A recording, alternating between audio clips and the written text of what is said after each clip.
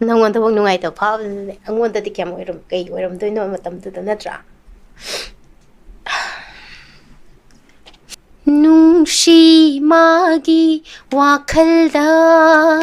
ꯇꯨꯝꯕ ꯆꯥꯕ ꯈꯪꯗꯕꯅꯤ ꯅꯨꯡꯁꯤꯕ ꯀꯥꯏꯅꯔ ꯃꯇꯝꯗ ꯊꯥꯕꯜ ꯐꯔ ꯑꯍꯤꯡꯗ ꯑꯆꯤꯛꯄ ꯊꯤꯕꯅꯤ ꯀꯥꯎꯒꯅꯨ ꯊꯥꯕꯜ ꯐꯔ ꯑꯍꯤꯡꯗ ꯑꯆꯤꯛꯄ ꯊꯤꯕꯅꯤ ꯀꯥꯎꯒꯅꯨ ꯅꯨꯡꯁꯤꯅꯕ ꯍꯩꯔꯨꯅꯨ ꯏꯇꯥ ꯀꯥꯏꯅꯔꯒ ꯋꯥꯕꯅꯤ ꯈꯨꯔꯨꯝꯖꯔꯤ ꯄꯨꯝꯅꯃꯛꯄꯨ ꯏꯍꯥꯟ ꯍꯥꯟꯕꯃꯛꯇꯗ ꯑꯗꯣꯝꯒꯤ ꯍꯣꯁ ꯁꯅꯤꯅ ꯈꯨꯔꯨꯝꯖꯔꯤ ꯉꯁꯤ ꯅꯣꯔꯤꯁ ꯋꯤꯟꯗꯣꯒꯤ ꯏꯍꯥꯟ ꯍꯥꯟꯕ ꯏꯄꯤꯁꯣꯗ ꯑꯣꯏꯔꯤꯕ ꯏꯀꯣꯁ ꯑꯣꯐ ꯃꯅꯤꯄꯨꯔꯗ ꯂꯦꯡꯁꯤꯟꯗꯨꯅ ꯂꯩꯕꯤꯔꯤꯕꯁꯤ ꯑꯥꯔ ꯀꯦ ꯅꯟꯗꯦꯁꯣꯔꯤ ꯏꯆꯤꯟꯃꯕꯨ ꯑꯩꯈꯣꯏꯅ ꯈꯨꯔꯨꯝꯖꯔꯤ ꯏꯆꯦ ꯅꯣꯔꯠ ꯏꯁ ꯋꯤꯟꯗꯣꯕꯨꯁꯨ ꯍꯥꯏꯅꯤꯡꯉꯥꯏ ꯂꯩꯇꯅ ꯊꯥꯒꯠꯆꯔꯤ ꯑꯩꯍꯥꯛꯄꯨ ꯃꯐꯝ ꯑꯁꯤꯗ ꯀꯧꯕꯤꯗꯨꯅ ꯋꯥꯔꯤ ꯋꯥꯇꯥꯏ ꯑꯥꯔ ꯀꯦ ꯅꯟꯗꯦꯁꯣꯔꯤ ꯏꯆꯤꯟꯃꯕꯨ ꯑꯩꯈꯣꯏꯅ ꯈꯨꯔꯨꯝꯖꯔꯤ ꯏꯆꯦ ꯅꯣꯔꯠ ꯏꯁ ꯋꯤꯟꯗꯣꯕꯨꯁꯨ ꯍꯥꯏꯅꯤꯡꯉꯥꯏ ꯂꯩꯇꯅ ꯊꯥꯒꯠꯆꯔꯤ ꯑꯩꯍꯥꯛꯄꯨ ꯃꯐꯝ ꯑꯁꯤꯗ ꯀꯧꯕꯤꯗꯨꯅ ꯋꯥꯔꯤ ꯋꯥꯇꯥꯏ ꯉꯥꯏꯍꯥꯛ ꯁꯥꯟꯅꯅꯕꯒꯤꯗꯃꯛꯇ ꯀꯧꯕꯤꯔꯛꯄꯒꯤꯗꯃꯛꯇ ꯑꯆꯦ ꯆꯦ ꯍꯧꯖꯤꯛꯀꯥꯟꯁꯦ ꯀꯃꯥꯏ ꯇꯧꯕꯤꯔꯤꯒꯦ ꯑꯗꯨꯝ ꯅꯨꯡꯉꯥꯏꯔꯤ ꯍꯥꯏꯇꯥꯔꯦ ngasi ise leyo ma le je kan bakan ꯑꯧ ꯂꯩꯌꯦ okay ado jise sum aina ne hangjaningi se yan han wangta sum viewers mayam khangbiram basu yai aduga khangbiram da su yai aduga aigi knowledge ki matung ena aina thika chawa kan da cheche se ana isai gi mamang da dance tawbiram na hai performer oina jain jolan heru dance academy da si je chum boidera atraga che musi eno oidera ꯑꯩꯁꯦ ꯇꯧꯔꯝꯃꯦ ꯗꯥꯟꯁꯁꯦ ꯍꯥꯟꯅ ꯑꯩ ꯄꯤꯛꯏꯉꯩꯗꯒꯤ ꯖꯒꯣꯏꯁꯦ ꯌꯥꯝ ꯄꯥꯝꯖꯔꯛꯑꯦꯀꯣ ꯍꯥꯏꯗꯤ dance academy ꯇꯝꯗ꯭ꯔꯤꯉꯩꯗ ꯑꯩ ꯑꯍꯥꯟꯕꯗ ꯑꯗꯨꯝ ꯁ꯭ꯀꯨꯜꯒꯤ ꯑꯦꯅꯤ ꯐꯪꯁꯟ ꯇꯤꯆꯔꯁꯇꯤ ꯑꯣꯏꯔꯣ ꯑꯃ ꯑꯣꯏꯔꯣꯀꯣ ꯑꯗ ꯖꯒꯣꯏ ꯑꯗꯨꯝ ꯁꯥꯅꯤ ꯑꯗꯒꯤ ꯁ꯭ꯄꯣꯔꯠꯁꯀꯤ ꯌꯥꯎꯁꯪꯒꯤ ꯁ꯭ꯄꯣꯔꯠꯁ ꯑꯗꯨꯝ ꯀꯝꯄꯤꯇꯤꯁꯟ ꯖꯒꯣꯏ ꯀꯝꯄꯤꯇꯤꯁꯟ ꯇꯧꯔ ꯑꯗꯨꯝ ꯌꯥꯎꯋꯦ ꯑꯗꯨꯝ ꯐꯥꯔꯁ ꯑꯗꯨꯝ ꯇꯥꯅꯤ ꯁꯦꯀꯦꯟ ꯐꯥꯔꯁ ꯁꯦꯀꯦꯟꯁꯦ ꯑꯗꯨꯝ ꯇꯥꯏ ꯅꯣꯏ ꯇꯥꯔꯒꯗꯤ ꯖꯁ ꯏꯁꯩꯒꯤ ꯃꯃꯥꯡꯗ ꯆꯦꯆꯦ ꯗꯥꯟꯁ ꯍꯥꯏꯁꯤꯅ ꯏꯍꯥꯟ ꯍꯥꯟꯕ ꯑꯥꯔꯠ ꯐꯣꯔꯝ ꯑꯣꯏꯗꯣꯏꯅꯦꯕ ꯍꯣꯏ ꯍꯣꯏ ꯑꯣꯀꯦ ꯑꯗꯨ ꯑꯣꯏꯇꯥꯔꯒꯗꯤ ꯆꯦꯆꯦ ꯑꯩꯅ ꯑꯃꯨꯛ ꯍꯪꯅꯤꯡꯉꯤꯁꯦꯀꯣ ꯆꯦꯆꯦ ꯍꯣꯏꯒꯤ ꯏꯁꯩꯒꯤꯁꯤꯗ ꯂꯥꯛꯇ꯭ꯔꯤꯉꯩꯁꯤꯗ ꯀꯩꯅꯣꯝ ꯍꯪꯖꯒꯦꯕ ꯁꯤꯁꯦ ꯉꯁꯤꯒꯤ ꯑꯩꯒꯤ ꯗꯗꯥ ꯍꯥꯏꯇꯥꯔꯦ ꯗꯥꯕꯣꯅꯤ ꯁꯦ ꯍꯧꯖꯤꯛꯀꯤ ꯔꯤꯅꯥꯎꯟ ꯑꯦꯛꯇꯔ ꯁꯤꯡꯒꯔ ꯗꯤꯔꯦꯛꯇꯔꯁꯤꯅꯅꯦ ꯃꯥꯒꯤ ꯀ꯭ꯂꯥꯔꯤꯐꯤꯀꯦꯁꯟ ꯑꯃ ꯄꯨꯈꯠꯄꯤꯔꯛꯄꯅꯦꯕ ꯊꯥꯏꯅ ꯆꯦꯆꯦ ꯍꯣꯏꯗ ꯔꯨꯕ꯭ꯔꯥꯒꯒꯤ ꯑꯣꯐꯤꯁ ꯑꯣꯏꯔꯝꯃꯦ ꯍꯥꯏꯌꯦꯕ ꯍꯣꯏ ꯑꯗꯨꯒꯤ ꯔꯨꯕ꯭ꯔꯥꯒ ꯑꯣꯐꯤꯁꯀꯤ ꯃꯃꯥꯡꯗ ꯀꯩꯅꯣ ꯆꯦꯆꯦ ꯍꯣꯏꯒꯤ ꯗꯨꯀꯥꯟ ꯑꯃ ꯂꯩꯔꯝꯕ ꯃꯥꯜꯂꯦ ꯃꯃꯥꯡ ꯑꯣꯜꯂꯒ ꯑꯗꯨꯗ ꯇꯥꯃꯣ ꯅꯨꯡꯁꯤꯅ ꯍꯥꯏꯌꯦꯕꯀꯣ ꯇꯥꯃꯣ ꯅꯨꯡꯁꯤꯁꯦ ꯄꯦꯇ꯭ꯔꯣꯜ ꯌꯣꯟꯕꯅꯦ ꯑꯗꯨꯒꯤ ꯀꯩꯅꯣꯁꯤꯗ ꯑꯩꯈꯣꯏ ꯗꯗꯥ ꯕꯣꯅꯤꯁꯦ ꯀꯟꯅ ꯊꯤꯌꯦꯇꯔꯒꯤ ꯃꯥꯁꯦ ꯋꯥꯛ ꯇꯧꯖꯔꯤꯕ ꯀꯟꯅ ꯇꯝꯖꯔꯤ ꯍꯥꯏꯇꯥꯔꯦ ꯑꯗꯨꯗ ꯗꯥꯕꯣꯅꯤꯁꯤꯅ ꯁꯦꯜꯁꯃꯦꯟ ꯑꯣꯏꯅ ꯋꯥꯛ ꯇꯧꯕ ꯃꯇꯝꯗ ꯑꯗꯨꯒꯤ ꯗꯨꯀꯥꯟꯗꯨꯒꯤ ꯃꯅꯤꯡꯗ ꯍꯥꯏꯇꯥꯔꯦ ꯆꯦꯆꯦ ꯑꯩꯈꯣꯏ ꯌꯨꯝ ꯑꯣꯏꯕꯅꯤꯅ ꯏꯁꯩꯁꯦ ꯌꯥꯝ ꯁꯛꯑꯦ ꯍꯥꯏꯌꯦꯕ ꯄꯨꯔꯥ ꯗ꯭ꯔꯥꯏꯗ ꯀꯩꯝꯇ ꯌꯥꯎꯗꯕꯤꯗ ꯑꯗꯣ ꯁꯨꯔꯁꯨ ꯌꯥꯝ ꯇꯥꯕ ꯑꯗꯣ ꯃꯥꯅ ꯌꯥꯝ ꯅꯨꯡꯉꯥꯏꯅ ꯇꯥꯏ ꯍꯥꯏꯌꯦꯕ ꯁꯤꯁꯦ ꯆꯦꯆꯦ ꯑꯣꯏꯗꯣꯏꯔꯕ ꯁꯤꯁꯦ ꯔꯨꯕ꯭ꯔꯥ ꯑꯣꯐꯤꯁꯅ ꯃꯈꯥ ꯑꯩꯈꯣꯏꯒꯤ ꯒ꯭ꯔꯥꯎꯟ ꯐ꯭ꯂꯣꯔꯗ ꯑꯣꯏꯕꯅꯦꯕꯀꯣ ꯍꯧꯖꯤꯛ ꯗꯥꯕꯣꯅꯤꯅ ꯍꯥꯏꯗꯨꯅ ꯍꯧꯖꯤꯛꯀꯤ ꯇꯥꯅꯨꯡꯁꯤꯒꯤ ꯄꯦꯇ꯭ꯔꯣꯜ ꯌꯣꯜꯂꯤꯕ ꯀꯩꯅꯣ ꯗꯨꯀꯥꯟꯁꯦ ꯁꯤꯒ ꯑꯩꯈꯣꯏꯒꯤ ꯀꯥꯁꯤꯒꯀꯣ ꯊꯪꯅꯩꯌꯦꯕ ꯊꯪꯅꯕ ꯍꯥꯏꯕꯗꯤ ꯋꯥꯜ ꯑꯃꯈꯛꯇꯅꯦꯕ ꯈꯥꯔꯤꯁꯦ ꯁꯤꯡꯒꯜ ꯋꯥꯜꯅꯦꯕ ꯁꯤꯡꯒꯜ ꯋꯥꯜ ꯑꯃ ꯈꯥꯔꯒ ꯑꯗꯣꯝꯗꯅ ꯃꯄꯥꯟꯂꯣꯝꯗꯅ ꯗꯨꯀꯥꯟ ꯑꯣꯏꯕ ꯃꯅꯨꯡꯂꯣꯝꯗꯅ ꯑꯩꯈꯣꯏ ꯀꯥ ꯑꯣꯏꯕ ꯑꯣꯀꯦ ꯁꯤꯁꯦ ꯑꯗꯨꯝ ꯑꯩꯈꯣꯏꯗꯥꯅꯅꯦ ꯑꯩꯈꯣꯏꯗ ꯑꯗꯨꯝ ꯍꯥꯏꯌꯦꯕ ꯑꯁ ꯅꯣꯏꯁꯦ ꯅꯟꯗꯦꯁꯣꯔꯤ ꯑꯣꯏꯔꯝꯗꯣꯏꯅꯤ ꯈꯪꯗꯦ ꯃꯥꯏ ꯃꯅꯥꯎꯄꯤꯁꯨ ꯂꯩꯕꯅꯤꯀꯣ ꯑꯣꯏꯔꯝꯗꯕꯁꯨ ꯌꯥꯏ ꯑꯗꯨꯕꯨ ꯅꯪꯅ ꯉꯁꯤ ꯀ꯭ꯂꯦꯔꯤꯐꯥꯏ ꯇꯧꯔꯛꯑꯣ ꯑꯗꯨ ꯏꯁꯩ ꯌꯥꯝ ꯐꯖꯅ ꯁꯛꯄꯅꯦ ꯑꯗꯨꯏ ꯃꯇꯝꯗꯨꯗꯁꯨꯅ ꯍꯥꯏꯌꯦꯕ ꯏꯁꯩꯗꯤꯅꯦ ꯑꯗꯨꯝ ꯄꯤꯛꯏꯉꯩꯗꯒꯤ ꯍꯥꯏꯇꯥꯔꯦ ꯗꯨꯔꯗꯔꯁꯟ ꯑꯩꯈꯣꯏ ꯃꯇꯝꯗꯗꯤ ꯗꯨꯔꯗꯔꯁꯟ ꯈꯛꯇꯅꯤꯗꯅꯀோ ꯏꯁꯩ ꯑꯣꯏꯔꯣ ꯑꯗꯒꯤꯗꯤ ꯑꯦꯗꯚꯔꯇꯥꯏꯁꯀꯤ ꯏꯁꯩꯐꯥꯎ ꯂꯣꯏ ꯐꯥꯕꯤꯅꯤ ꯆꯤꯡꯐꯥ ꯄꯨꯕꯤꯅ ꯑꯗꯨꯝ ꯌꯨꯝꯁꯤꯗ ꯑꯗꯨꯝ ꯁꯛꯇꯣꯏꯅꯦ ꯍꯧ ꯍꯧꯅ ꯂꯥꯎ ꯂꯥꯎ ꯁꯛꯇꯣꯏꯅꯦꯕꯀꯣ ꯑꯗꯨꯝ ꯄꯥꯝꯖꯔꯦ ꯍꯥꯏꯇꯥꯔꯦ ꯍꯥꯏꯗꯤ ꯀꯂꯥꯒꯤ ꯀꯩꯅꯣꯁꯦ ꯖꯒꯣꯏꯕꯨ ꯑꯣꯏꯔꯣ ꯏꯁꯩꯕꯨ ꯑꯣꯏꯔꯣ ꯑꯗꯨꯝ ꯄꯥꯝꯖꯔꯛꯑꯦ ꯑꯣꯀꯦ ꯑꯗꯨ ꯑꯣꯏꯇꯥꯔꯗꯤ ꯆꯦ ꯑꯗꯨ ꯑꯣꯏꯇꯥꯔꯗꯤ ꯆꯦꯆꯦꯒꯤ ꯀꯩꯅꯣꯁꯦ ꯏꯁꯩ ꯁꯛꯄꯒꯤ ꯍꯥꯟꯅ ꯑꯗꯨꯝ ꯑꯄꯥꯝꯕꯗꯤ ꯂꯩꯔꯦꯗꯅ ꯑꯗꯨꯒ ꯄꯥꯝꯕꯁꯦ ꯑꯃꯨꯛ ꯍꯦꯟꯅ ꯑꯃꯨꯛ ꯃꯊꯣꯏ ꯍꯥꯞꯄꯤꯁꯦ ꯑꯃꯨꯛ ꯔꯨꯕ꯭ꯔꯥ ꯑꯣꯐꯤꯁ ꯂꯥꯛꯄꯒꯤꯅꯦꯕ ꯃꯥꯅꯦ ꯑꯗꯨ ꯑꯣꯏꯇꯥꯔꯒꯗꯤ ꯃꯇꯝꯗꯨꯗꯀꯣ ꯑꯩꯗꯤ ꯆꯦꯆꯦꯅ ꯑꯦꯠ ꯗ ꯇꯥꯏꯝ ꯕꯥꯠꯔꯨꯝ ꯁꯤꯡꯒꯔ ꯑꯣꯏꯔꯤꯉꯩ ꯃꯇꯝ ꯍꯥꯏꯖꯔꯒꯦ ꯑꯗꯨꯗ ꯁꯛꯄ ꯏꯁꯩꯗꯣ ꯑꯗꯨ ꯍꯥꯏꯐꯦꯠꯇꯪ ꯍꯥꯏꯕꯤꯌꯨꯅꯦ ꯆꯦ ꯖꯁ ꯀꯩꯅꯣ ꯅꯠꯇ꯭ꯔꯒꯁꯨ ꯑꯗꯨ ꯃꯇꯝꯗꯨꯗꯗꯤ ꯑꯩꯈꯣꯏꯅ ꯁꯛꯏꯁꯦ ꯃꯇꯝꯗꯨꯗꯗꯤ ꯑꯉꯥꯡꯁꯨ ꯑꯣꯏꯕꯅꯤꯅ ꯃꯩꯇꯩꯔꯣꯟꯒꯤ ꯏꯁꯩꯁꯦ ꯀꯌꯥ ꯈꯪꯗꯦ ꯍꯥꯏꯗꯤ ꯇꯥꯗꯕꯅꯤꯅꯀꯣ ꯑꯗꯩ ꯃꯇꯝꯗꯨꯗ ꯁꯨꯃꯥꯏꯅ ꯑꯥꯏ ꯑꯦꯁ ꯇꯤ ꯚꯤ ꯀꯩꯀꯥ ꯂꯩꯗꯅ ꯃꯩꯇꯩꯔꯣꯟ ꯏꯁꯩ ꯃꯌꯥꯝꯁꯨ ꯊꯥꯗꯅ ꯈꯣꯠꯇꯅ ꯇꯧꯗꯕꯅꯤ나 ꯑꯅꯝꯕꯅ ꯑꯩꯈꯣꯏꯅ ꯗꯨꯔꯗꯔꯁꯟꯗ ꯇꯥꯕ ꯍꯤꯟꯗꯤꯒꯤ ꯑꯗꯒꯤꯗꯤ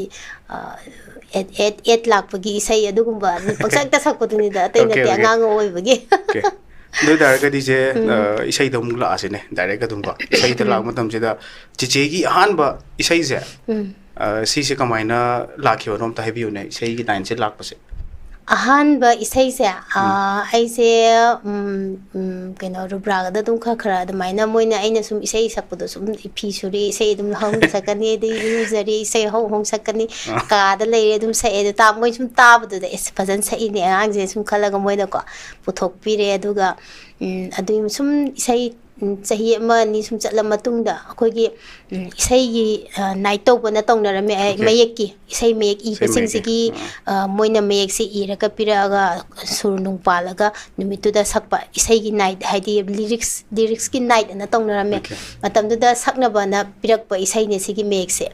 ꯑꯁꯦꯡꯕꯗꯤ ꯅꯨꯄꯥꯒꯤ ꯃꯌꯦꯛ ꯑꯣꯏꯅ ꯇꯧꯔꯝꯕ ꯃꯌꯦꯛꯅꯤ ꯅꯨꯡꯁꯤꯅꯕ ꯍꯩꯔꯨꯅꯨ ꯃꯔꯨꯞ ꯍꯥꯏꯕ꯭ꯔꯥ ꯏꯇꯥꯎ ꯍꯥꯏꯕ꯭ꯔꯥ ꯀꯩꯅꯣꯝ ꯇꯧꯔꯒ ꯑꯗꯨꯃꯥꯏꯅ ꯇꯧꯕ ꯑꯗꯨꯗ ꯁꯤꯗꯤ ꯅꯨꯄꯤꯗ ꯑꯣꯏꯅ ꯅꯨꯄꯤꯅ ꯁꯛꯄꯅ ꯍꯦꯟꯅ ꯏꯇꯥ ꯍꯥꯏꯕꯅ ꯍꯦꯟꯅ ꯄꯛꯆꯒꯅꯤꯅ ꯇꯧꯔꯒꯀꯣ ꯑꯗꯨꯃꯥꯏꯅ ꯇꯧꯔꯒ ꯁꯛꯈꯤꯕ ꯏꯁꯩꯅꯤ ꯑꯗꯨꯁꯦ ꯏꯁꯩꯁꯦ ꯌꯥꯝ ꯐꯖꯩꯕꯀꯣ ꯐꯖꯩꯗꯤ ꯃꯌꯦꯛꯁꯦ ꯑꯗꯨꯝ ꯐꯤꯜ ꯇꯧꯕ ꯍꯥꯏꯇꯥꯔꯦ ꯑꯩ ꯑꯗꯨꯝ ꯊꯥꯏꯅ ꯑꯗꯨꯝ ꯑꯩꯈꯣꯏ ꯌꯥꯝ ꯄꯤꯛꯅ ꯇꯥꯔꯛꯑꯦꯕ ꯁꯤ ꯏꯁꯩꯁꯦ ꯑꯩꯈꯣꯏꯅ ꯇꯥꯔꯛꯏꯁꯦ ꯄꯨꯔꯥ ꯑꯩꯈꯣꯏꯗꯤ ꯊ꯭ꯔꯨ ꯔꯦꯗꯤꯑꯣꯗ ꯑꯩꯈꯣꯏꯒꯤ ꯃꯇꯝꯗꯨꯒꯤ ꯍꯥꯏꯇꯥꯔꯦ ꯑꯗꯩ ꯋꯥꯛꯃꯦꯟꯗ ꯀꯦꯁꯦꯠꯇ ꯀꯩ ꯑꯗꯨ ꯌꯥꯝ ꯐꯖꯩ ꯑꯗꯨꯒ ꯁꯤꯒꯤ ꯏꯁꯩꯁꯦ ꯑꯩꯗꯤ ꯄꯨꯔꯥ ꯑꯣꯏꯅ ꯆꯤꯆꯦꯅ ꯂꯥꯏꯐꯇ ꯍꯥꯟꯅ ꯁꯛꯏꯔꯥ ꯅꯠꯇ꯭ꯔꯒꯅ ꯍꯦꯛꯇ ꯑꯗꯨꯝ ꯐꯥꯔꯁꯇ ꯅꯝꯃꯤꯔꯕ ꯅꯠꯇꯦ ꯍꯧꯖꯤꯛꯀꯤ ꯃꯌꯦꯛꯀꯤ ꯅꯥꯏꯠ ꯍꯥꯏꯔꯤꯁꯦ ꯀꯣꯟꯁꯔꯠꯁꯦ ꯖꯦꯝ ꯑꯗꯨ ꯍꯣꯜꯒꯨꯝꯕꯁꯨ ꯂꯥꯏꯐ ꯑꯣꯏꯅ ꯇꯧꯋꯦꯕ ꯁꯛꯇꯣꯏꯅꯦꯕ ꯂꯥꯏꯐ ꯑꯣꯏꯅ ꯑꯗꯨꯁꯨ ꯍꯥꯏꯗꯤ ꯑꯗꯨꯝ ꯌꯥꯝ ꯊꯨꯅ ꯑꯗꯨꯝ ꯁꯨꯔꯁꯦ ꯄꯥꯜꯂꯒ ꯑꯗꯨꯝ ꯁꯛꯈꯤꯕ ꯏꯁꯩꯅꯦꯕ ꯑꯗ ꯁꯨꯔꯁꯦ ꯏꯁꯩ ꯃꯌꯦꯛꯇꯨꯒ ꯌꯥꯝ ꯆꯥꯟꯅꯈꯤꯕ ꯍꯥꯏꯇꯥꯔꯦꯀோ ꯑꯩ ꯁꯤꯃꯗꯤ ꯑꯁ ꯐꯖꯩꯅꯦ ꯀꯥꯏꯅ ꯍꯥꯏꯔꯒ ꯀꯩꯅꯣ ꯇꯧꯔꯁꯨ ꯁꯤꯗꯤ ꯅꯪꯒꯤ ꯑꯗꯨꯝ ꯑꯣꯏꯍꯧꯔ ꯌꯥꯔꯅꯤ ꯁꯤꯗꯤ ꯐꯖꯔꯦ ꯁꯤꯃꯗꯤ ꯑꯗꯨꯝ ꯁꯛꯑꯣ ꯁꯛꯑꯣ ꯇꯧꯔꯒ ꯑꯗꯨꯃꯥꯏꯅ ꯇꯧꯈꯤꯕ ꯏꯁꯩꯅꯤ ꯑꯗꯨ ꯆꯦ ꯃꯇꯝꯗꯨ ꯆꯍꯤ ꯀꯌꯥꯃꯨꯛ ꯁꯨꯔꯅꯤ ꯂꯥꯏꯔꯤꯛ ꯅꯠꯇ꯭ꯔꯒ ꯀ꯭ꯂꯥꯁ ꯀꯌꯥꯃꯨꯛ ꯀꯥꯕ ꯃꯇꯝ ꯑꯣꯏꯗꯣꯏꯅꯣ ꯑꯩꯁꯦ ꯑꯩꯅ ꯈꯟꯕꯗ ꯑꯗꯨꯏꯗꯣ 2000ꯗꯤ ꯌꯧꯗ꯭ꯔꯤꯕ ꯃꯥꯜꯂꯦ 1998 99 ꯁ꯭ꯋꯥꯏꯒꯤ ꯃꯔꯛꯁꯤꯗ ꯑꯣꯏꯔꯝꯗꯧꯗꯤ ꯃꯥꯜꯂꯦ ꯑꯩ ꯆꯞ ꯆꯥꯕꯗꯤ ꯀꯥꯎꯔꯦ ꯅꯤꯡꯁꯤꯡꯗꯔꯦ ꯑꯗꯨ ꯑꯣꯏꯇꯥꯔꯒꯗꯤ ꯁꯤ ꯑꯗꯨꯒꯤ ꯏꯁꯩꯁꯤ ꯄꯨꯔꯥ ꯑꯗꯨꯝ ꯐꯖꯅ ꯁꯛꯑꯦꯕ ꯁ꯭ꯇꯦꯖꯇ ꯅꯠꯇ꯭ꯔꯥ ꯁꯛꯑꯦ ꯊꯣꯛꯑ ꯑꯗꯨꯝ ꯁꯛꯑꯦꯕ ꯑꯩꯅ ꯍꯥꯏꯗꯤ ꯃꯇꯝꯗꯨꯗ ꯔꯨꯕ꯭ꯔꯥꯒꯤ ꯏꯁꯩꯁꯦ ꯑꯗꯨꯝ ꯅꯨꯡꯇꯤꯒꯤ ꯅꯨꯡꯇꯤꯒꯤ ꯂꯩꯕꯒꯨꯝꯕꯅꯦ ꯍꯥꯏꯕ ꯍꯥꯏꯗꯤ ꯑꯇꯣꯞꯄ ꯀꯩꯅꯣꯁꯦ ꯀꯌꯥ ꯂꯩꯅꯔꯝꯗꯦꯕ ꯅꯨꯃꯤꯠ ꯃꯇꯝꯗꯨꯗꯀꯣ ꯔꯨꯕ꯭ꯔꯥꯒ ꯃꯍꯥꯚꯥꯔꯠꯀ ꯑꯅꯤꯁꯤ ꯈꯛꯇꯅꯦ ꯂꯩꯔꯝꯃꯤꯁꯦ ꯁꯔꯒꯝꯅ ꯀꯣꯟꯅ ꯑꯃꯨꯛ ꯑꯗꯨꯒꯤ ꯃꯇꯨꯡ ꯈꯤꯇꯪ ꯂꯩꯔꯒ ꯊꯣꯛꯂꯛꯄꯅꯦ ꯑꯗꯨꯃꯥꯏꯅ ꯆꯠꯄꯁꯦ ꯑꯗꯨꯝ ꯁꯛꯑꯦ ꯑꯗꯨ ꯏꯁꯩꯗꯨꯃꯗꯤ ꯑꯗꯨꯅ ꯃꯌꯥꯝꯅꯁꯨ ꯑꯗꯨꯝ ꯄꯥꯝꯃꯦ ꯑꯗꯨ ꯏꯁꯩꯗꯣ ꯇꯥꯕ ꯃꯤꯅꯁꯨ ꯑꯦꯁ ꯑꯗꯨꯃꯗꯤ ꯐꯖꯩ ꯑꯗꯒꯤ ꯑꯩꯈꯣꯏꯒꯤ ꯀꯂꯤꯛ ꯃꯇꯝꯗꯨꯗ ꯆꯠꯃꯤꯟꯅꯕ ꯑꯩꯒꯤ ꯏꯊꯛ ꯊꯣꯡꯕ ꯑꯗꯒꯤꯗꯤ ꯃ꯭ꯌꯨꯖꯤꯁꯤꯌꯟꯁꯤꯡ ꯂꯩꯔꯦꯗꯅ ꯃꯌꯥꯝ ꯃꯣꯏ ꯁꯤꯅꯤꯌꯔ ꯃꯌꯥꯝ ꯑꯩ ꯑꯗꯨ ꯃꯣꯏꯅꯁꯨ ꯑꯗꯨꯝ ꯅꯪꯒꯤ ꯑꯗꯨ ꯏꯁꯩꯗꯨꯃꯗꯤ ꯐꯖꯩ ꯑꯗꯨꯃꯗꯤ ꯑꯗꯨꯝ ꯀꯩꯅꯣ ꯇꯧ ꯑꯗꯨꯝ ꯇꯨꯡ ꯀꯣꯏꯅ ꯂꯩꯍꯧꯗꯧꯕ ꯏꯁꯩꯅꯤ ꯑꯗꯨꯝ ꯐꯖꯅ ꯁꯛꯑꯣꯅ ꯑꯗꯨꯃꯥꯏꯅ ꯑꯗꯨ ꯑꯣꯏꯇꯥꯔꯒꯗꯤ ꯆꯤꯆꯦꯗꯨ ꯀꯅꯥꯗ ꯇꯝꯕꯤꯔꯛꯀꯦꯕ ꯍꯥꯏꯗꯤ ꯆꯤꯆꯦꯒꯤ ꯑꯍꯥꯟꯕ ꯑꯣꯖꯥ ꯒꯨꯔꯨꯁꯦ ꯑꯩꯒꯤ ꯑꯍꯥꯟꯕ ꯍꯥꯏꯇꯥꯔꯒꯗꯤꯅꯦ ꯑꯩꯁꯦ ꯏꯁꯩꯗꯤ ꯁꯨꯡꯇꯝ ꯇꯝꯗꯅ ꯑꯗꯨꯝ ꯁꯛꯈ꯭ꯔꯕꯅꯦꯕ ꯍꯥꯏꯗꯤ ꯃꯁꯥꯒꯤ ꯑꯗꯨꯝ ꯏꯟꯕꯣꯔꯟ ꯌꯥꯎꯖꯕꯗꯣ ꯁꯨꯔ ꯑꯗꯨꯝ ꯌꯥꯎꯖꯕꯗꯨꯅꯦꯕ ꯔꯤꯗꯝ ꯑꯗꯨꯝ ꯀꯦꯔꯤ ꯇꯧꯕꯗꯣ ꯑꯗꯨ ꯍꯥꯏꯇꯥꯔꯦꯀꯣ ꯏꯁꯣꯔꯅ ꯄꯤꯊꯣꯔꯛꯄ ꯍꯥꯏꯒꯗ꯭ꯔꯥ ꯀꯩ ꯍꯥꯏꯗꯣꯏꯅꯣ ꯑꯩ ꯌꯥꯝ ꯍꯩ ꯍꯥꯏꯕꯒꯤ ꯅꯠꯇꯕ ꯑꯩꯈꯣꯏꯒꯤ ꯁꯨꯝ ꯁꯨꯔ ꯇꯥꯅ ꯁꯛꯄ ꯑꯗꯒꯤ ꯑꯗꯨꯝ ꯈꯪꯗꯦ ꯑꯗꯨꯝ ꯁꯛꯑꯦ ꯑꯩꯁꯦ ꯑꯗꯨꯅ ꯑꯗꯨꯃꯥꯏꯅ ꯁꯨꯡꯇꯝ ꯇꯝꯗꯅ ꯑꯗꯨꯝ ꯁꯛꯈꯤꯕꯗꯒꯤ ꯑꯗꯨꯃꯥꯏꯅ ꯇꯧꯔꯒ ꯗꯥꯁꯣꯃꯤꯁꯦ ꯑꯩꯈꯣꯏꯗ ꯂꯩꯌꯦ ꯃꯇꯝꯗꯨꯗ ꯔꯨꯕ꯭ꯔꯥꯒꯤ ꯑꯣꯐꯤꯁꯁꯤꯗ ꯂꯩꯌꯦꯕꯀꯣ ꯃꯥꯁꯦ ꯑꯗ ꯃꯥꯅ ꯇꯧꯔꯒ ꯑꯗꯨꯃꯥꯏꯅ ꯈꯔ ꯇꯥꯛꯄꯤꯌꯦ ꯃꯇꯝ ꯏꯁꯩꯒꯤ ꯈꯔ ꯀꯩꯅꯣ ꯑꯣꯏꯕꯁꯦ ꯑꯥꯏꯗꯤꯌꯥꯁꯤꯡꯁꯦ ꯕꯦꯁꯤꯛ ꯍꯥꯏꯇꯥꯔꯦꯀꯣ ꯁꯨꯃꯥꯏꯅ ꯇꯧꯔ ꯁꯨꯃꯥꯏꯅ ꯁꯛꯀꯗꯕꯅꯤ ꯈꯣꯠꯀꯗꯕꯅꯤ ꯑꯗꯒꯤꯗꯤ ꯑꯗꯨꯃꯥꯏꯅ ꯇꯥꯛꯑ ꯃꯇꯨꯡꯗ ꯏꯁꯩ ꯁꯛꯂꯛ ꯇꯥꯔꯒꯗꯤ ꯀ꯭ꯂꯥꯁꯤꯀꯦꯜ ꯌꯥꯎꯗꯕ ꯌꯥꯔꯔꯣꯏꯅ ꯑꯗꯨꯃꯥꯏꯅ ꯐꯥꯎꯟꯗꯦꯁꯟ ꯌꯥꯎꯗꯕ ꯌꯥꯗꯦꯅ ꯇꯧꯔꯒ ꯑꯗꯨꯃꯥꯏꯅ ꯀ꯭ꯂꯥꯁꯤꯀꯦꯜꯁꯦ ꯇꯝꯕ ꯍꯧꯋꯦ ꯑꯍꯥꯟꯕ ꯇꯝꯕ ꯍꯧꯕꯁꯦ ꯑꯩꯅ ꯐꯥꯔꯁ ꯏꯌꯔꯁꯦ ꯑꯣꯖꯥ ꯕꯤꯝꯂꯥꯗ ꯇꯝꯃꯦꯀꯣ ꯐꯥꯔꯁ ꯏꯌꯔꯁꯦ ꯇꯝꯃꯒ ꯁꯦꯀꯦꯟ ꯏꯌꯔꯁꯤꯅ ꯑꯩꯅ ꯑꯃꯨꯛ ꯗꯥꯁꯣꯃꯤ ꯍꯣꯏꯒꯤ ꯀꯩꯅꯣ ꯕꯤꯁꯦꯝꯄꯨꯔꯝ ꯁꯥꯏꯠꯇ ꯑꯃ ꯑꯣꯖꯥ ꯔꯥꯝꯕꯥꯕꯨꯅ ꯑꯃ ꯂꯩꯔꯝꯃꯦ ꯀ꯭ꯂꯥꯁꯤꯀꯦꯜꯒꯤ ꯑꯣꯖꯥ ꯑꯗꯨꯗ ꯃꯉꯣꯟꯗ ꯑꯃꯨꯛ ꯁꯦꯀꯦꯟ ꯏꯌꯔꯁꯦ ꯇꯝꯃ ꯃꯇꯨꯡꯗ ꯆꯠꯄꯒꯤ ꯄ꯭ꯔꯣꯕ꯭ꯂꯦꯝꯁꯦ ꯍꯥꯏꯗꯤ ꯃꯇꯝꯗꯨꯗꯗꯤ ꯒꯥꯔꯤ ꯅꯨꯡꯂꯤꯁꯦ ꯌꯥꯝꯅ ꯐꯔꯛꯇ ꯈꯨꯗꯣꯡ ꯆꯥꯗꯦꯗꯅꯀꯣ ꯕꯁꯇ ꯆꯠꯂꯦꯕ ꯑꯗꯨꯅ ꯂꯥꯏꯟ ꯕꯁꯇ ꯆꯠꯄꯅꯤ나 ꯑꯗꯨꯒꯤ ꯈꯨꯗꯣꯡ ꯆꯥꯗꯕꯗꯨ ꯌꯦꯡꯉꯒ ꯑꯃꯨꯛ ꯑꯩꯅ ꯇꯣꯛꯊꯣꯛꯑꯒ ꯊꯥꯔꯠ ꯏꯌꯔꯁꯤꯗꯒꯤ ꯑꯃꯨꯛ ꯑꯣꯖꯥ ꯕꯤꯝꯂꯥꯗ ꯑꯃꯨꯛ ꯆꯠꯂꯦ ꯑꯗꯨꯃꯥꯏꯅ ꯇꯧꯋꯦ ꯑꯗꯨ ꯑꯣꯏꯇꯥꯔꯒꯗꯤ ꯏꯁꯩꯁꯦ ꯑꯗꯨꯝ ꯇꯝꯃꯒ ꯑꯗꯨꯝ ꯍꯥꯏꯗꯤ ꯁ꯭ꯇꯦꯖ ꯍꯥꯟꯅ ꯀꯥꯊꯣꯛꯎꯔꯦ ꯑꯥꯐꯇꯔ ꯑꯣꯜ ꯑꯗꯨꯒ ꯑꯃꯨꯛ ꯇꯝꯃꯤꯅꯦꯕ ꯑꯗꯨꯏꯗꯤ ꯌꯥꯝ ꯊꯤꯅ ꯕ꯭ꯔꯤꯂꯤꯌꯟ ꯑꯣꯏꯁꯦ ꯑꯩꯒꯤ ꯋꯥꯈꯜꯂꯣꯟꯗꯗꯤ ꯍꯥꯏꯗꯤ ꯋꯥꯛ ꯊ꯭ꯔꯨ ꯑꯦꯛꯁꯄꯤꯔꯤꯌꯦꯟꯁꯅꯦꯕ ꯑꯗꯨ ꯏꯁꯩꯗꯣ ꯃꯇꯦꯛꯇꯪ ꯁꯛꯄꯤꯌꯨꯅꯦ ꯅꯨꯡꯁꯤꯅꯕ ꯍꯩꯔꯨꯅꯨ ꯃꯇꯦꯛ ꯑꯝꯇꯪ ꯑꯟꯇꯔꯥ ꯑꯣꯏꯁꯨ ꯌꯥꯏꯌꯦ ꯅꯨꯡꯁꯤ ꯃꯥꯒꯤ ꯋꯥꯈꯜꯗ ꯇꯨꯝꯕ ꯆꯥꯕ ꯈꯪꯗꯕꯅꯤ ꯅꯨꯡꯁꯤꯕ ꯀꯥꯏꯅꯔ ꯃꯇꯝꯗ ꯊꯥꯕꯜ ꯐꯔ ꯑꯍꯤꯡꯗ ꯑꯆꯤꯛꯄ ꯊꯤꯕꯅꯤ ꯀꯥꯎꯒꯅꯨ ꯊꯥꯕꯜ ꯐꯔ ꯑꯍꯤꯡꯗ ꯑꯆꯤꯛꯄ ꯊꯤꯕꯅꯤ ꯀꯥꯎꯒꯅꯨ ꯅꯨꯡꯁꯤꯅꯕ ꯍꯩꯔꯨꯅꯨ ꯏꯇꯥ ꯀꯥꯏꯅꯔꯒ ꯋꯥꯕꯅꯤ Sisa yam nuai mne che bit sham nuai mne mai rhythm phuchat che mai hoi sai budi awabane bo adum keno rhythm nungai ne chathan bado matam dugi chatna bi ora me si che dugi ne kenom haija ge ba ai rhythm sida just ai rhythm gi wang ngang bon ta ba ko rhythm sida su nungai ba adu ga mai se ga sing to ra gan da ne adum tam su pen adum bi ba sei su nungai han ba adu ga adum no ka phali ne yam se hai ge okay adu di Pina makadong lang ningi si ko cha. Idi sida chichi gi gateway mo ire. Rubra gi office chichi hoida lai re after all do ga chichi na concert chat le classical tam e ba. Adu gi matung da gi Rubra office lai ram draga di ai sai sa mo. Ngasi ai na si yoris. Khang de adu di isor na tam si su isor na tam bani ko insalak pa hai tare nang di sai sa kada bani hai bagi kino ma ithina ma hai di pirak pa hai tare ne ko aduna Rubra ga office se akoi da oira manoba ko ai ngasi isai sa ami se sa moi ai atopa film da changam basu yai tambangam de to de che do Rubra gi ne moi gi na riasa je kamai do matam do che na sum khang ho riasel diam toye matam du da ko hai di any concert ama to kitang chaw bo concert am to de hai ta di dum riasel pul okay to yam matam do gi unity se ona bai ja ni adu par se adu ga ne che gi si gi matung da gi di career je kamai na mu chat ke basi makha tar pas Adumaina nusinabay nuita se adumaina tawgre ko tawgra matung da cassette oina di phongde aina dum mafam chatlaga sakpasidagi mi singsna dum bhabok singsna dum aigi sei du nusinabay na ta do khakra dum pambi base haure ba mayam na ko du sei du phajai khole adadagi matung da 2000 sida aigi turning point sida lak toine haidi aigi matam da solo album mana namba album isai cassette am da isai tara chanba solo album mana dwaina phongba yam chatnarame adui tu da bindia gi kaka binod se mana producer matam du da moi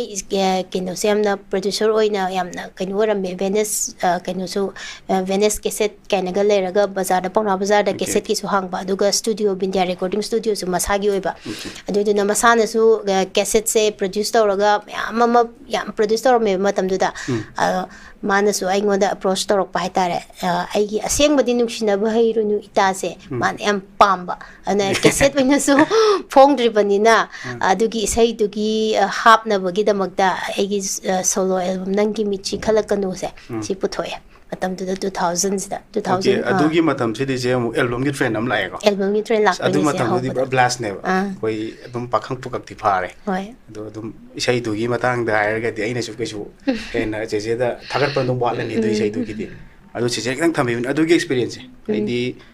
kitang amu ke tongal e na ko isai style je adu idum kamai thambi ba bi ne isai style ji nuksina bai nuitasna awabu oirena ko ada matam du da koigi ai ma se hai tare ko mana ai di south ki style se matam du da de koi su angang oirimni na mina pp du ne ba koi di sai se adu gi idea ga lei pote ba da ko masna ai di south ki style oiba kaino se am pa me ko len hai de koi style se south ki style se pa me na sidam tang taraga tawba pa me habdu da adugi music director ta to bathang jamna oi dum da ai gi nangi bichi khalak kanu se da maina hairaga da maina mana sur je hana kana tor matung da mayek se fit toksan banai tare mayek sina ko na fit toksan ba te aduga ani ji comparison ja mis nangi michi khalak kanu hai se si gi khupau ji kamai phau ke adui matam da de phau bai chang ji je na si gi khupau sina mo haidi matam du da di aina nang nungsina bo ini ta sakpa matam da di ko kogi album haiba leiram de ko matam du da ana mafam chatla kanda yam wana honaraga isai se phau ba ko ado adugi nangi miche 2000 ge yorok pa size da di amu kai haini kitang amu kaino oire chakholak pa haigadra album gi digital da la akanda akhoi film ga se macha macha digital film na toroga film ga se myam puthorok pa adegi di album ga se ahamba nongna ke thok pa horok pa gi mayam ne yamna craze life oibado adu oibagi ka haitare isai se anoba style oibaga matamduda adugi kaikune adegi premissory ne toraga idhong ga tasanauga toraga namgi bane andamaina namaga puthorpasida aina adugi isai sigi album je kena tora matungda aina yana hana adamaina sakkibase bot se concert ne concert di bot hai jin lo ne da kwai digi chawbo concert mi pek thandoi ne matamda ado sakpasida ko ekta bhapok sigi kaino se appreciation hoi isai si sakuma tamda moi myam gi kaino du ubode ekta idi nga e haba haidi yam thazada ba mo oibodo onde isai the power do okay am nungai ki haidar se aduda pura power na ko ai ahan ba so power second time power third time mo celluloid lagto ne ba film ge adudi se celluloid se nangi michi se tawdringe da namgi ba ne the film ni na isai di adu hana 1999 swai da number ne ba nangi michi ki mamang da number oi ne aduga film ni na adu magi film number gi keno do matam changbani na ko 2000 nangi michi ke ikan kan na adu maina puthokebne film dana adu isai do karam boy dana celluloid ki film celluloid ki se thawan mi chakna ken khrabada harba film din ko ado isai na thabal ne ipom horakpa malang na liri humlapa taw do deba che du thabal ga dum tho kan jam di phadi phaja matam da film kenu se kya leram de award ke ka se kya leram de just playback to you one okay the target di che si madam si da sum lakpaduna marak sida je isai mayam sakre adu aina sum je khacharum kan sum taru kan haidar makhal loi suna basa me ba classical sa me even reggae bu sa me adu disco sa me yam sa me nangi che na tho nusibana tho bai adu gi thengna roi nanga adu gi yam nungai se aina yam hangning se ai di che matam du ngasi khangdoi ni ko ai ju matam du che aina keno haidar video thasnai matang da kitang lakcharab da ai matam du da Robin Colors Pictures ki color art na present tauba video thasana haiba sigi aisu crew member amane ba aduda cheche da isai je koina haijagi bane through tabuni ki kano degi tabuni na any without any consideration da cheche na tum saga phajani si sai je tabudu matam si je pura kem da thola khidre ba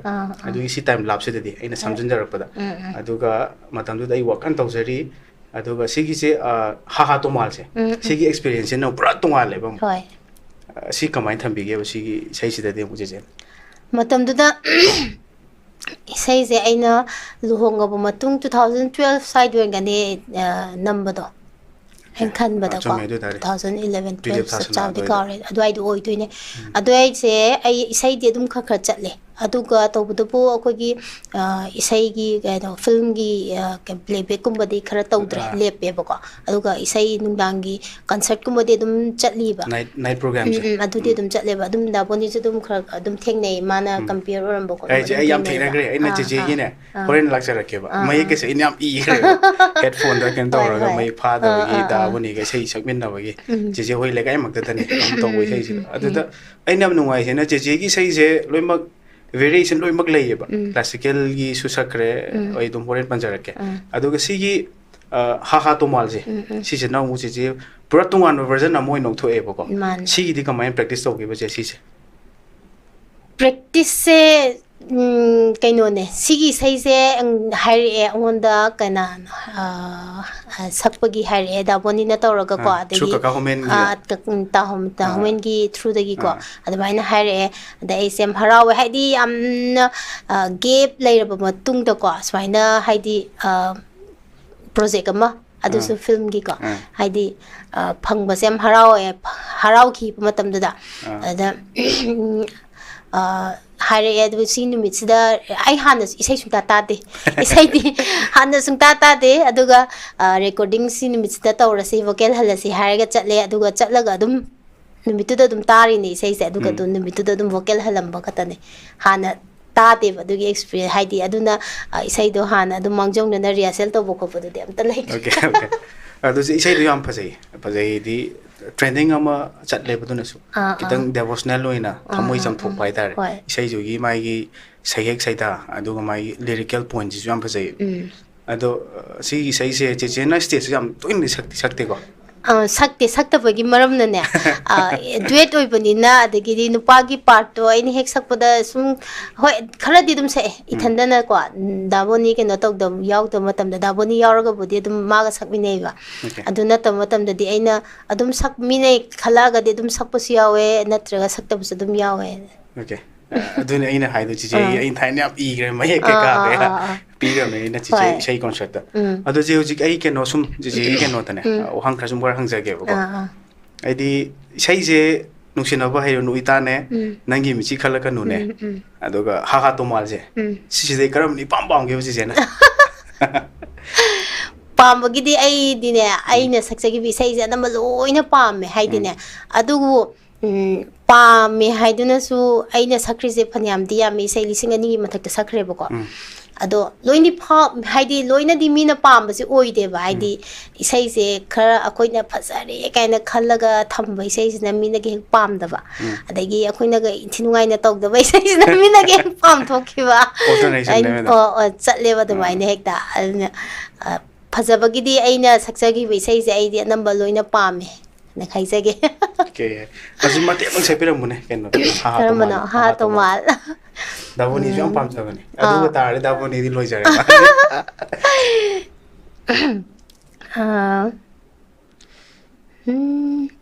Shyam नंगी बासी से खोंगलक लगनु तुम याद रे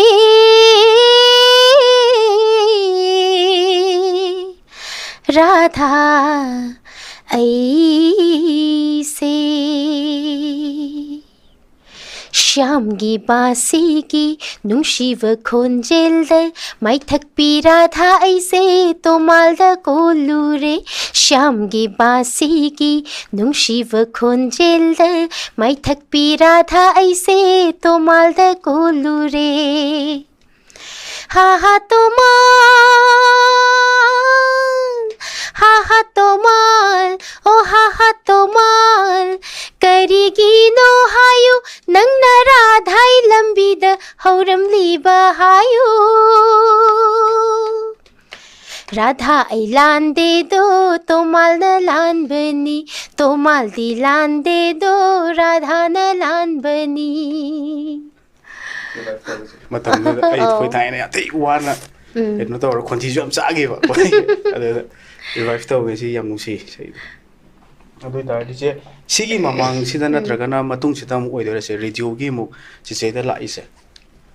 radio gi di approve se ina 2000 adum 1 2 3 sai da approve oi re radio gi di adu yam gal le ko je ta sigi mamang oi de ne ba tomal gi keno adu ti kui re aina dum keno salakpa aina leksaring ge degi dum approve ti oi re adu yam gal le ko je ta adu ta che atam du da ne isai se hedi classical gi da su aina hang sa haija ba da nusiba kari no khangam da ba ise ngasi di oi re nangi wakhal angau bi na hai ba male adu isai du na kamaina taw ni che si sai se si pa sai yamna adu gi isai du na radio gi keno ne radio da saksa gi ba isai ni ko akoi radio gi se smaina ani to thai isai hai ba ma ko ani gi di matam isai hai ba ma matam isai hai ba sina mu isai taruk saktoi ba aduga thai isai da na pi ri ba lai ri ba aina keno tok dori ba tha du gi hai tare adu da je gi tar na saktoi ne ba nate thai sei happy ne khoi mera tha oire khala se ko mera tha da thim song hai tare mera tha da base tawraga sakpa adumaina hiyangai hare na hiyangai da base tawra sakpa sei sina thai sei ka oiba mo song of the month thai ko adagi di isai taruk sakpasina abuksina mo matam isai sidana isai aigi hojiki nusiba karino khanglam da ba isai taw se sina aigi kai tare isai taruk sakpase sida yaw ki bai tare aigi Jadu mati am tang sabi une akoi gi knowledge window gi special request ni madam direl akoi gi anchor ne mai gi site pe am tang sabi une sakke si sai je radio da su ai gi ahan ba kaino ne broadcast ki sai oi doine bako ahan ba radio gi account hang tene si dege mayam ne so dum pambi ki bai sai hai tare ko sai si gi sai je gi kitang range sai nemtar ko sumale Hana gi ren sai awang ba dei kitang middle le su ma si sai yam ka he da wang budi te antara da budi khara adum test taw bune ba ko yam ka he da wang budi na te nungshi ba kari no khanglam da ba ai se ngasi di nangi wa khal da ngaure nungshi ba kari no khanglam da ba ai se ngasi di nangi wa khal da ngaure chatle chatna nang ta ure chatle chatna nang ta ure nungshi ba kari no khanglam da ba ai se ngasi di nangi wa khal da ngaure very sen all le yone je noi ton je chana ba se tu tar ga di sigi isai sin ihan han ba cha nge cha all India radio da aigi broadcast ki han boy de ne ba oi de ani shu boy de kaure ani shu bo ba male duga kan ba da kaino gi adui makha dai se radio da isai ki amuk sakbi ki ke sigi makha da gi di radio da ina kan ba da isai radio gi oina isai kuntra admaina di sa amdong male in kan ba okay thai sei da dum ahumri sakre ko thai sei man Ah. song of the month ta aduga hantak ta su thagi ama song of the month keno thagi hiyangai tha hai tare ko ningol chako gi thagi aduga atopa isai taruk taruk to buduna adu khara maka sakre dum okay je aduga si marak si da gi dum je adum isai sai ko sai adum radio gi sai concert gi sai aduga je ne pura lep ki basa sigi transition karam kan de oideno aina lep karok to basa aina pura oina lep ki basa ai se 2008 te yum pal le ko 2008 te yum pal matung da 2010 de chanu pi poe 2008 gi lep aduna adum sahi je dum sang lepe lepte 2008 ki lepte ba na oh adu chale adum 2000 keno sida 10 da pok to ni na ma se 10 da po matung sida ka kaino pokte dum chatlam me ba 2009 ma miron ba se tha manga haidi aina tha manga suruk pade conceive tha manga orak pade gi lepe ta nai se aduga ma po matung mana chomba tha taruk tere suruk pa sai se swai de gi mu ai isai chat pa hore ba sankirton ga adagi di adum nungdangi sai se adum chat pa hore phajana chale ai lang ni adu le be thi ni je ko adugi matungda ise ma chahi mari sure ko adu bokta adum chatle chahi mari surak padai di akhoi su angang se matam du da ka haitare akhoi si mi laitaba yum se tamoga ei ka ko ade akhoi inem boy ku boksu bazar da akhoi dukan toy ba bazar da leiba yum akhoi yum sagol bandal sina yum akhoi khatang leiba tamoga ei katang leiba aduna mi se leitabani na angang se gap nauronyam lawe haitare ko chahi mari subokta angang ama plan tau de na me am sna ngang nang nauron chongmal le du tongmal le nang angang kaino tau ba yar roi du tau roi na me am sna ngang ꯑꯉꯥꯡꯁꯨ ꯑꯃꯈꯛꯇꯪ ꯍꯦꯛ ꯑꯣꯏꯕꯗꯣ ꯅꯨꯡꯉꯥꯏꯇꯦ ꯈꯣꯠꯇꯦꯅ ꯃꯇꯝꯗꯨꯗ ꯀꯣ ꯑꯩꯒꯤ ꯐꯔꯦ plan ꯇꯧꯔꯦꯁꯤꯅ ꯆꯍꯤ ꯃꯥꯅ ꯑꯩ ꯏꯆꯥꯅꯨꯄꯤꯅ ꯆꯍꯤ 3 ꯁꯨꯔꯛꯄ ꯁ꯭ꯋꯥꯏꯗꯒꯤ ꯑꯩꯁꯦ ꯄ꯭ꯂꯥꯟ ꯇꯧꯕ ꯍꯧꯔꯕ ꯁꯤꯗꯒꯤ ꯍꯧꯔꯦ ꯑꯩꯒꯤ ꯁ꯭ꯇ꯭ꯔꯒꯜ ꯍꯥꯏꯇꯥꯔꯦ ꯇ꯭ꯔꯦꯖꯦꯗꯤ ꯂꯥꯛꯈ꯭ꯔꯦ ꯑꯗꯩꯗꯤꯀꯣ ꯇ꯭ꯔꯦꯖꯦꯗꯤ ꯂꯥꯛꯈ꯭ꯔꯦ ꯄꯨꯔꯥ ꯇ꯭ꯔꯦꯖꯦꯗꯤꯕꯨ ꯄꯨꯔꯥ ꯇ꯭ꯔꯦꯖꯦꯗꯤ ꯑꯣꯏꯈ꯭ꯔꯦ ꯑꯗꯨꯗꯒꯤ ꯆꯍꯤ ꯑꯣꯏꯔꯛꯄꯁꯤꯅ ꯑꯩꯅ 2014 ꯃꯇꯨꯡꯁꯦ 14 15 ꯁ꯭ꯋꯥꯏꯗꯒꯤꯅꯦꯕ ꯑꯩꯅ ꯍꯧꯔꯤꯁꯦ 15ꯁꯤꯗ ꯑꯩ ꯀꯟꯁꯤꯞ ꯇꯧꯔꯦꯀꯣ ꯀꯟꯁꯤꯞ ꯇꯧꯔꯒ ꯊꯥ 6 ꯁꯨꯔꯛꯄꯁꯤꯗ ꯕ꯭ꯂꯤꯗꯤꯡ ꯇꯧꯔꯒ ꯑꯩꯁꯦ ꯑꯉꯥꯡꯒꯤ ꯀꯩ ꯍꯥꯏꯇꯥꯔꯦ ꯄ꯭ꯂꯦꯁꯦꯟꯇꯥ ꯄ꯭ꯔꯤꯚꯤꯌꯥ ꯍꯥꯏꯌꯦ ꯗꯣꯛꯇꯔꯅ ꯍꯥꯏꯕꯗꯣꯀꯣ ꯃꯇꯝꯗꯨꯗ ꯑꯩꯁꯨ ꯈꯪꯗꯦ ꯑꯗꯨꯒꯤ ꯇꯔꯝ ꯍꯥꯏꯇꯥꯔꯦꯀꯣ ꯑꯩꯈꯣꯏꯒꯤ ꯑꯉꯥꯡꯒꯤ ꯅꯥꯎꯐꯝꯁꯤꯅꯅꯦ ꯃꯊꯛꯇ ꯂꯩꯒꯗꯕꯅꯦꯕ ꯑꯉꯥꯡ ꯂꯩꯔꯦ ꯑꯉꯥꯡꯒꯤ ꯃꯊꯛꯁꯤꯗ ꯅꯥꯎꯐꯝ ꯂꯩꯒꯗꯕꯁꯦ ꯎꯜꯇꯥ ꯑꯉꯥꯡꯒꯤ ꯃꯈꯥꯁꯤꯗ ꯂꯩꯔꯕ ꯑꯗꯨꯏꯗꯨꯅ ꯕ꯭ꯂꯤꯗꯤꯡꯁꯦ ꯑꯗꯨꯝ ꯇꯧꯕ ꯑꯗꯒꯤ ꯀꯩꯒꯤꯅꯣꯅ ꯗꯣꯛꯇꯔꯒ ꯇꯥꯟꯅꯔꯀꯥꯟꯗ ꯁꯨꯃꯥꯏꯅ ꯇꯧꯔꯦ ꯑꯗꯨꯅ ꯅꯪ ꯕꯦꯗ ꯔꯦꯁ ꯂꯩꯇ ꯌꯥꯔꯣꯏꯅ ꯊꯥ 5ꯁꯤꯗꯒꯤ ꯕꯦꯗ ꯔꯦꯁ ꯂꯩꯔꯛꯄꯁꯤꯅ ꯑꯩꯅ ꯁꯨꯡꯗꯦꯡꯗꯤꯡꯅ ꯑꯗꯨꯝ ꯂꯩꯔꯦꯗꯅ ꯑꯗꯨꯒ ꯑꯩꯅ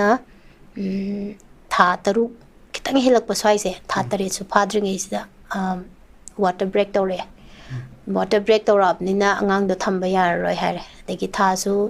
ꯌꯥꯝꯗ꯭ꯔꯤꯕꯅꯤꯅ ꯑꯉꯥꯡꯗꯣ ꯎꯄꯥꯏ ꯂꯩꯇ꯭ꯔꯦ ꯂꯧꯊꯣꯛꯑꯁꯦ ꯍꯥꯏꯔꯦ ꯑꯗꯩ ꯂꯧꯊꯣꯛꯈ꯭ꯔꯦ ꯑꯗꯨꯃ ꯑꯗꯨꯒꯤ ꯃꯇꯨꯡꯗ ꯅꯦꯛꯁ ꯆꯍꯤ ꯑꯣꯜꯂꯛꯄꯗ ꯑꯃꯨꯛꯀ ꯇ꯭ꯔꯥꯏ ꯇꯧꯁꯦꯅ ꯇꯧꯔꯦ ꯇꯧꯔ ꯃꯇꯨꯡꯁꯤꯗ ꯑꯃꯨꯛꯀ ꯊꯥ 3 ꯍꯥꯏꯔꯛꯄꯁꯤꯗ ꯄꯨꯔꯥ ꯕ꯭ꯂꯤꯗꯤꯡ ꯇꯧꯔꯦ ꯑꯗꯨ ꯃꯇꯝꯗꯗꯤ ꯑꯩ ꯁꯤꯔꯝꯗꯣꯔꯦ ꯍꯥꯏꯇꯥꯔꯦ ꯍꯥꯏꯗꯤ ꯕ꯭ꯂꯤꯗꯤꯡꯁꯦ ꯂꯦꯞꯇ꯭ꯔꯦꯕ ꯑꯩꯁꯦ ꯄꯨꯔꯥ ꯑꯍꯤꯡꯁꯤꯃ ꯄꯨꯔꯥ ꯂꯥꯛꯅꯔꯦ ꯗꯣꯛꯇꯔ ꯃꯌꯥꯝ ꯆꯪꯗꯅꯀꯣ ꯑꯩꯒꯤ ꯅꯨꯄꯥꯗ ꯁꯥꯏꯟꯕꯨꯛ ꯇꯧꯍꯜꯂꯦ ꯍꯥꯏꯇꯥꯔꯦ ꯍꯥꯏꯗꯤ ꯇꯝꯕ ꯉꯝꯗ꯭ꯔꯦ ꯍꯥꯏꯕꯒꯤ ꯇꯥꯏꯞꯅꯦꯕꯀꯣ ꯑꯗꯨꯅ ꯑꯗꯨꯃꯥꯏꯅ ꯇꯧꯔꯦ ꯌꯥꯝ ꯑꯗꯨꯒ ꯂꯨꯔꯦ ꯃꯇꯝꯗꯨꯁꯦꯀꯣ ꯑꯗꯨ ꯇꯥꯔꯗꯤ ꯌꯥꯝ ꯂꯨꯏ ꯑꯗꯨ ꯃꯇꯝꯗꯨꯗ ꯄꯨꯔꯥ ꯀꯩꯅꯣꯝꯃꯅꯦ ꯑꯩꯁꯦ ꯍꯥꯏꯗꯤ ꯀꯩꯅꯣꯒꯤ ꯃꯅꯨꯡꯗꯨꯗ ꯀꯟꯅ ꯕ꯭ꯂꯤꯗꯤꯡ ꯇꯧꯔꯤ ꯍꯥꯏꯕꯒꯤ ꯑꯩꯁꯨ ꯂꯣꯏ ꯒ꯭ꯌꯥꯟ ꯇꯥꯏꯗꯅꯀꯣ ꯄꯣꯠꯇꯣ ꯑꯩ ꯀꯩꯝ ꯍꯥꯏꯗꯤ ꯒ꯭ꯌꯥꯟ ꯃꯥꯡꯕ ꯑꯣꯏꯗꯦꯕ ꯑꯗꯨꯗ ꯁꯨꯃꯥꯏꯅ ꯗꯣꯛꯇꯔꯅ ꯁꯤꯗꯤ ꯐꯔꯛ ꯇꯥꯅꯤ ꯈꯣꯠꯅꯤꯅ ꯇꯧꯅꯕꯗꯣ ꯑꯩ ꯆꯦꯟꯕ ꯈꯣꯠꯄ ꯃꯌꯥꯝꯗꯣ ꯑꯩꯁꯨ ꯂꯣꯏꯅ ꯇꯥꯕꯅꯤꯅꯀꯣ ꯑꯩ ꯋꯥꯈꯜꯁꯤꯗ ꯈꯜꯂꯦꯕꯀꯣ ꯑꯁ ꯑꯩ ꯏꯆꯥ ꯅꯨꯄꯤ ꯑꯃ ꯂꯩꯍꯧꯔꯦ ꯑꯩ ꯁꯤꯕ ꯌꯥꯗꯦ ꯁꯤꯗ ꯑꯩꯅ ꯈꯜꯂꯤꯁꯦ ꯑꯩ ꯋꯥꯈꯜꯁꯤꯗ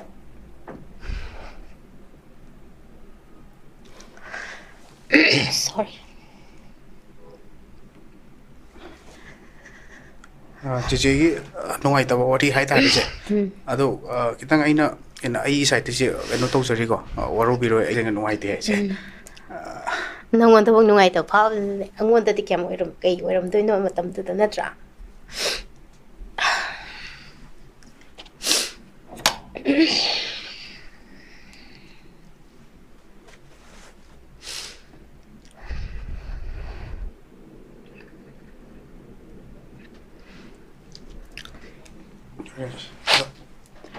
ꯆꯦꯗꯣ ꯍꯧꯖꯤꯛꯇꯤ ꯑꯗꯨꯝꯕ ꯃꯌꯥꯝꯗꯣ ꯅꯨꯡꯉꯥꯏꯇꯕ ꯃꯌꯥꯝ ꯑꯃ ꯆꯠꯈꯤꯕ ꯑꯣꯏꯁꯅꯨ ꯆꯦ ꯑꯩꯈꯣꯏꯒꯤ ꯄꯕ꯭ꯂꯤꯛ ꯃꯌꯥꯝꯒꯤ ꯍꯥꯏꯇꯥꯔꯦ ꯁꯤꯒꯤ ꯃꯥꯏꯀꯩꯗꯩꯁꯨ ꯑꯗꯨꯒ ꯁ꯭ꯄꯦꯁꯤꯌꯦꯜꯂꯤ ꯅꯣꯔꯠ ꯏꯁ ꯋꯤꯟꯗꯣꯒꯤ ꯃꯥꯏꯀꯩꯗꯁꯨ ꯆꯦꯆꯦꯗ ꯇꯨꯡꯒꯤ ꯇꯥꯔꯛꯄ ꯄꯨꯟꯁꯤꯗꯁꯨ ꯑꯅꯧꯕ ꯄ꯭ꯔꯣꯖꯦꯛ ꯃꯌꯥꯝ ꯄꯥꯏꯕꯤꯔꯛꯣ ꯑꯗꯨ ꯆꯦ ꯈꯤꯇꯪ ꯀꯞꯄꯨꯔꯁꯦ ꯍꯥꯏꯐꯦꯠꯇꯪ ꯅꯣꯛꯁꯤꯀꯣ ꯆꯦ ꯑꯃꯨꯛꯀꯣ ꯉꯥꯛꯇꯪ ꯑꯃꯨꯛ ꯅꯣꯛꯁꯦ ꯑꯩ ꯆꯦꯆꯦꯗ ꯋꯥ ꯈꯤꯇꯪ ꯍꯪꯖꯒꯦꯕꯀꯣ ꯁꯤ ꯋꯥꯔꯧꯕꯤꯔꯣꯏ ꯃꯌꯥꯝ ꯉꯥꯛꯇꯪ ꯀꯞꯊꯣꯛꯎꯔꯦ ꯑꯃꯨꯛ ꯍꯧꯒꯦ ꯈꯤꯇꯪ ꯔꯤꯚꯥꯏꯞ ꯇꯧꯔꯛꯀꯦ ꯑꯃꯨꯛ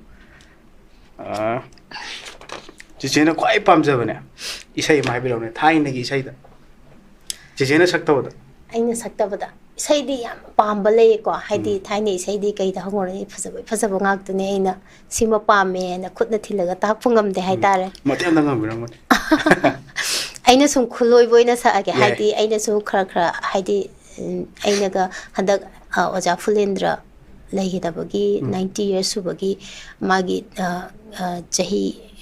ꯗꯦꯠ ꯑꯦꯅꯤꯚꯔꯁꯔꯤ ꯕꯔth ꯑꯦꯅꯤꯚꯔꯁꯔꯤ ꯑꯩ ꯅꯤꯡꯁꯤꯡꯗ꯭ꯔꯦꯀꯣ ꯃꯥꯒꯤ ꯍꯟꯗꯛ ꯇꯧꯈꯤꯌꯦ ꯑꯗꯨꯗ ꯃꯥꯅ ꯏꯕꯤꯔꯝꯕ ꯏꯁꯩ ꯃꯌꯥꯝ ꯑꯃ ꯁꯛꯑꯦ ꯑꯩꯈꯣꯏ ꯑꯥꯔꯇꯤꯁ ꯑꯩꯈꯣꯏ 4-5ꯅ ꯑꯇꯣꯞꯄ ꯏꯁꯩ ꯑꯃꯐꯥꯎ ꯁꯛꯍꯟꯗꯦ ꯑꯗꯨꯗ ꯁꯛꯈꯤꯕ ꯏꯁꯩꯗꯣ ꯑꯩ ꯁꯛꯆꯒꯦ ꯅꯪꯗꯤ ꯆꯠꯂꯦ ꯇꯥꯛꯂꯝꯗꯅ ꯅꯪꯗꯤ ꯆꯠꯂꯦ ꯇꯥꯛꯂꯝꯗꯅ ꯑꯩꯒꯤ ꯊꯋꯥꯏ ꯑꯣꯏꯔꯤꯕ nangdi chatle taklam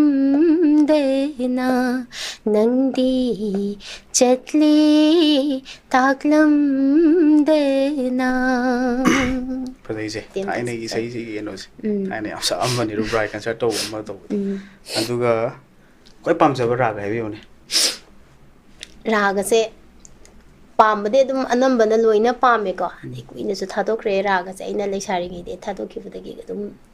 kino se kaya ina haidi adom da classical room da onjan ludre hai tare ko na adum asavari leiri adegi di pamba de yaman adegi alia available adum pame hai tare yaman jam phasai je aduga cheche gi sai range karma mong da try taw ni hana sakhibagi sina tabada ai se experiment noina sakpa se ai sai sing je anamna loina wang di loin wang mane scale sing je ko ai de aina hosibok salai se scale wang de ba isai se pak yaw da bra de khalle dum anambana loina wang adu chi wang ga melody yaw ni ko high pitch du melody yaw ni ko ado ai di sum mayam sna ko nang di vocal wang bani na ai gi sai je composer am na he composer ok matam da hekta wang hale ba ado ai na dine sum awang ba se sakman da na kitang haidi range do adu dai kitang thaitu ga sakning ba haitare ai na den moina hekta yada ba dai cheche na kwai dagi loina ba nuai ba singer cheche ka contemporary da kana ai na kwai dagi loina ba nungai ba se khangde akhoi matam da dine singer se amaga se loina to na tin nei haidi any nupi do ro nupa da hairo gana sadanda Dinesh Ranbir adagidi Bobin Uttam Sori khangde loina nungai hai tare tinaba dai nupi da su okay adodi dawo ni sai musabir ne dawo bingi si sege sakmi na gi bo su ai ai ga sakmina ki voin sa age mai sai je akhoi sak da kitang yu nang kai do kai to ta ne ba ma ga ga ai matam du da ai budi mina kha masa khangbire da Bobin ki ai mana haraga duet ama sakmina ki akhoi ne matam du da magi so adu sai du na magi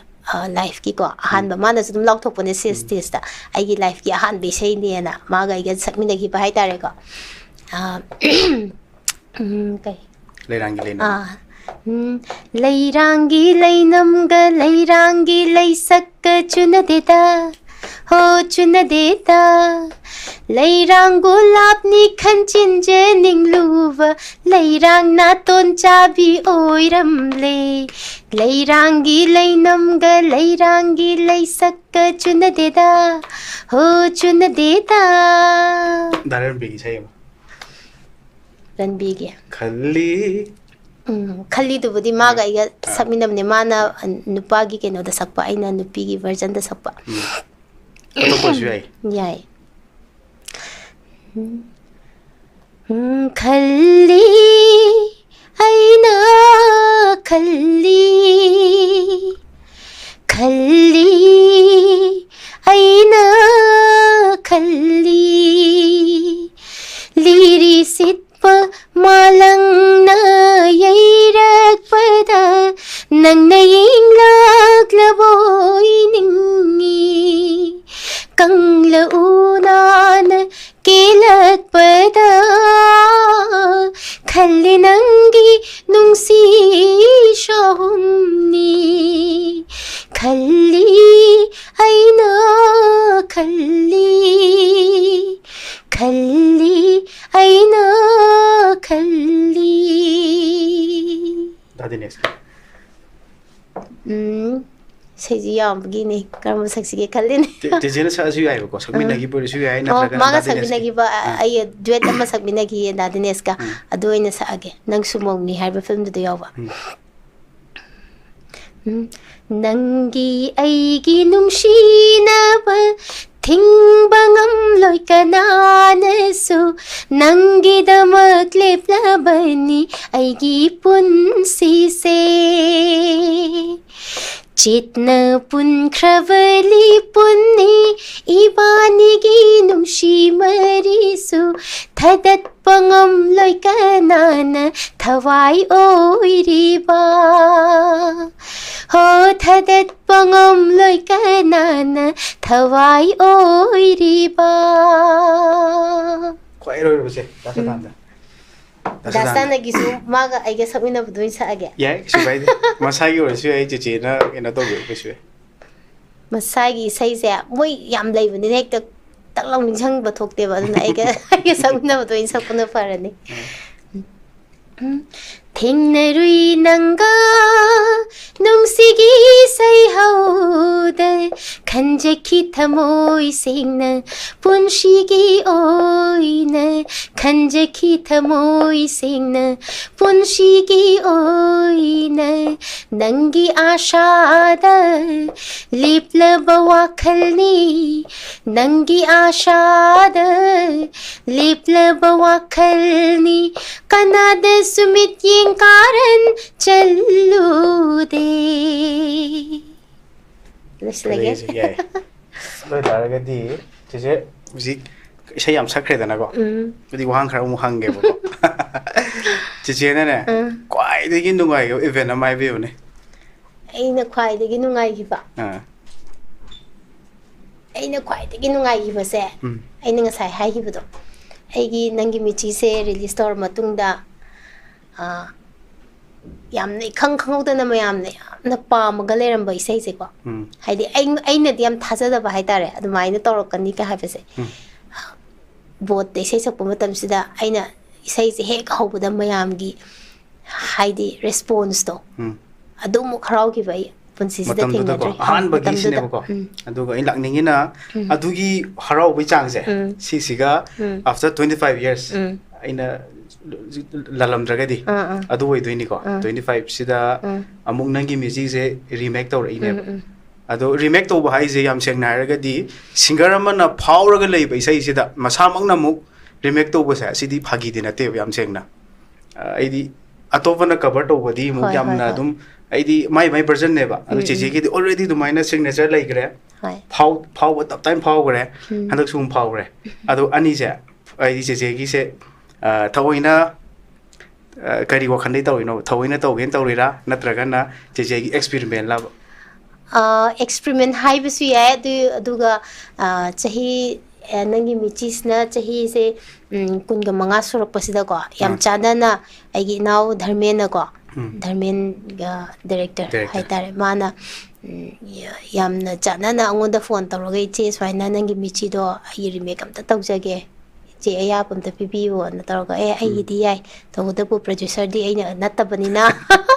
producer ki ayah pun tadi log gisi kuat sin tahu ko, mana producer di ayah pun orang kan dako, producer tu siam harau na tahu nang na tahu bukai nu tahu ko,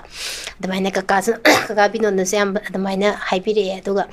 mana ayah siam putuk ning na lay bahai di ayah su seki ayah ngasai ki career ki downfall hai badi ayah dipsa ki betul.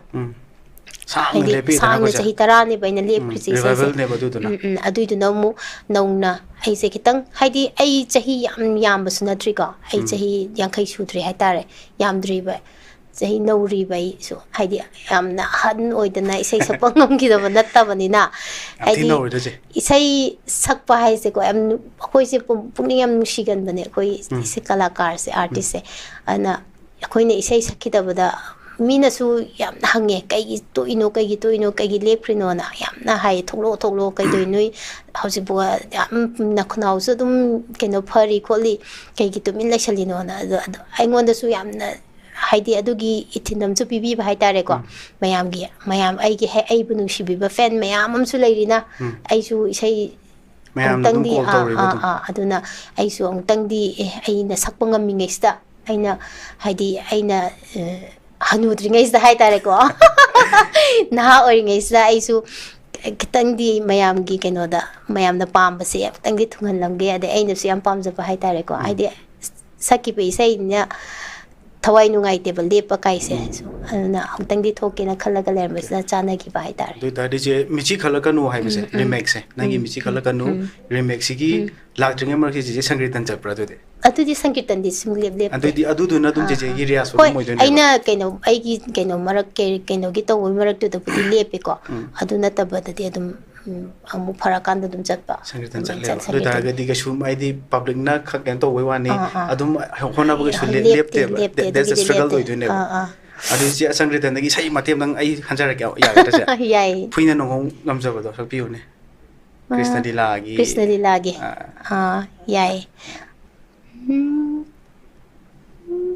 Phuina nong ho ngam jaba Narayan Phuina nong ho ngam jaba Narayan khutta shankha chakra gada padma paiba khutta shankha chakra gada padma paiba manigi luhup ningthi jai kok thakta thambala kana tangjai inglab mityeng thambala kana tangjai inglab mityeng phuina nong ho ngam jaba Narayan betar ga di sei je aina nga sa hai jab dune ko je di variation loi mak su re aina circle loi chat le bai sai je hai di akoina sagle sai je hai di chahi se phanda di ya me dana ko 1990 ga 5 6 5 gi salak pai sai ne aduna hoje bok sai ne ba hai di marak ta khara hoi gap lei ra ga su ko aduna sai gi di adum loin touch tawbra na khalle ai wakhal da ko sakpasta flavors loi su re bu ke tar ga di je sigi nga sai gi che gi idi stage lak to marak ta di adum isa gi oina dum sangritan chatle ai gi aina haksang nuai matam hai tar na ko ke tar ga di sangritan chana cha adum kanu loi ma adum tawri ne ba imung gi thabak su tawre everything isai di harak ta bunate bu ko isai di adum harpa adu harak pasida aina ngam da ba hai tare ngam da ba hai budi ai hangasai gi leiriba problem duna adugi haidi chatpa lowba ngam da ba hai tare na lowba ngam ki tramina aina sum mi se sum ahamba yarak tra sakani su sum yarak tre ahum su budi haira aroi bana tra adu maina le kok ta stick tawre emadi yagan damni ai ba poto adu lai ki bagi ne okay se adu da ne adu maina je health condition na yada da matam na yada na tawdre sei sak pangam dre je hoi le kai sei taw gi ba adu matam du ne aina kullaga leiri se hai tare ko haija wani sai satpa akoina isai sum chalaktragadi kana nungai dinu natra isai sum chatlamaga yumda sum lei bai se kasu nungai pote ba khodi kocha chatlaga haidi kocha chat pai means ngausana bagi wana taba isai tu na chacharaga khodi potha chari ne banatra admaina aina admaina lekai de isai tawudu su ai tai adum ado ai na bagi su hierarchy ne ba duido moina su khangbagi haitare ko moina hiding da bagi hierarchy budi na te ba ai do so admaina ai gi health condition duna admaina bed rest ta tawraga leirabani na ai phabung da dum leiraga dum tai ai se thawai de nungai te ai koina kan se sai tawraga sai yaudre ko kai uri pok to bu su dum tai am hongna tai ba ko gi de haidi uri pok ka sagol bang gi keno da ai na laibani na ko ana uri pok te sai tawra su tai de gi sagol bang rom da tawra su tai de nung ga theng da ga harap da tawra su dum ta ba yaw ai ko lam da lak da koi dum pal ni che koi musician adegi singer kali ma am na ko ai sagol ban sai taw dar ga di nei che na ni sori do atum moi da ka dum hoi dum hai nei ne ai nungai te da ai nungai adu me am do loi mak tang thok se ai loi re du pot to loi gre che gi kaino to bino ma am amu bo ma am do loi mak loi gre hobji ango bo dong la ase ba ko ngai jeri se kamai to ino che se ngai jeri se yamna angak pom ne si zo si ma mang do loi ko bro ko kap ko loi ko se hobji topic si lak tu se dak ngai jeri de ai wa yam hang ne ko se ngai jeri se fai to ne ai gi nangi michi name ko namen taraga name release to re dugi matung da ngai jeri na tab isei maname ba ai ga da sorry na ka music composer oe ko aduga admaina number sidane isai se number lore namme khole album ke kaloi number lora kan sidane phongam dai se kitang problem la podagi phong gidreba February sida phong gadam neba mamangi haitare ko mamang sakki su ken dawri dana leba girang su lei matam girang su leiba admaina tawge tawge sida February da release tawge taw sida ngam hodre problem khara leidana ko adagi di ai se thawai se nungai trene ko haidi Ama hekta kaino ma hurdle se hekta la pudo aina si vai khala di la eto hekta tawa ai se ai nu ai tre khalle adagi di hekta khangau dana ko yamna khangau dana es masidi dhamen phone tawre ina ise mo kutak tanam da yaro isne na ai se dhamen jam hai bane ba si idea am lai bane ma kuina March tani ko ina mo phone to ise February dana puthop nang haudre dana Dagidi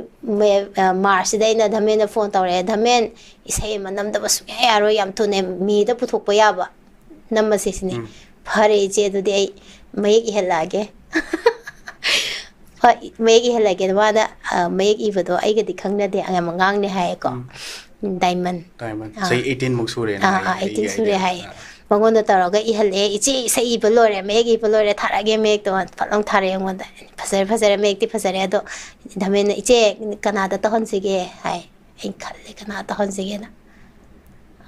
aina dasandagi matam de icha do adu tai bo koina adu sur yam phase hai tare ko adaina fine to se icha dasandagi icha do kanana teno to buno na hange Mana kim na ni che hai adi kim da pala lo sne hai ta kim da tora se ai gi phare tu di che kim da hai gi yam thu na loi san na ba hai ra ge ko ta ma nu loi san la la ge tor ga da mai na tor ga nam kre yam thu na na ma ga du ga release to gen to nge sta irang tok sulak pudo internet ban to gi pudo dong sang nong gi ke na to kre da na namsal lai kre da na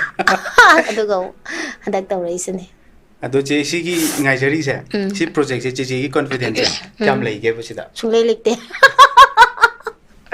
adu di just second trial method ne ba hoi sungai likte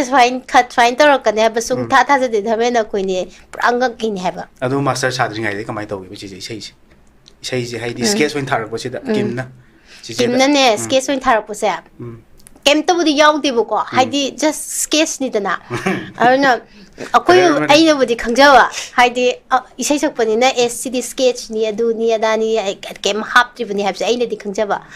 dhamen na songo hairi che isai do aina saura ni na ko isai phajade saura kaino percussion sem gi doini koi che percussion sem gi doini hoi ai tarage ha ga tare ai gi noi bai su tai ba ko aina sum ta ba da ma su nakanda lep sum ta ba da ma isai do de tore yam straightforward way bani hoi khangja pote wa di sai gi lam da pran nil ne hai ba wa de support yam to ko che to support ta we atu gi di mana support to bai ni ai ni ngasi si yau re ise na lam da te ka dai de ana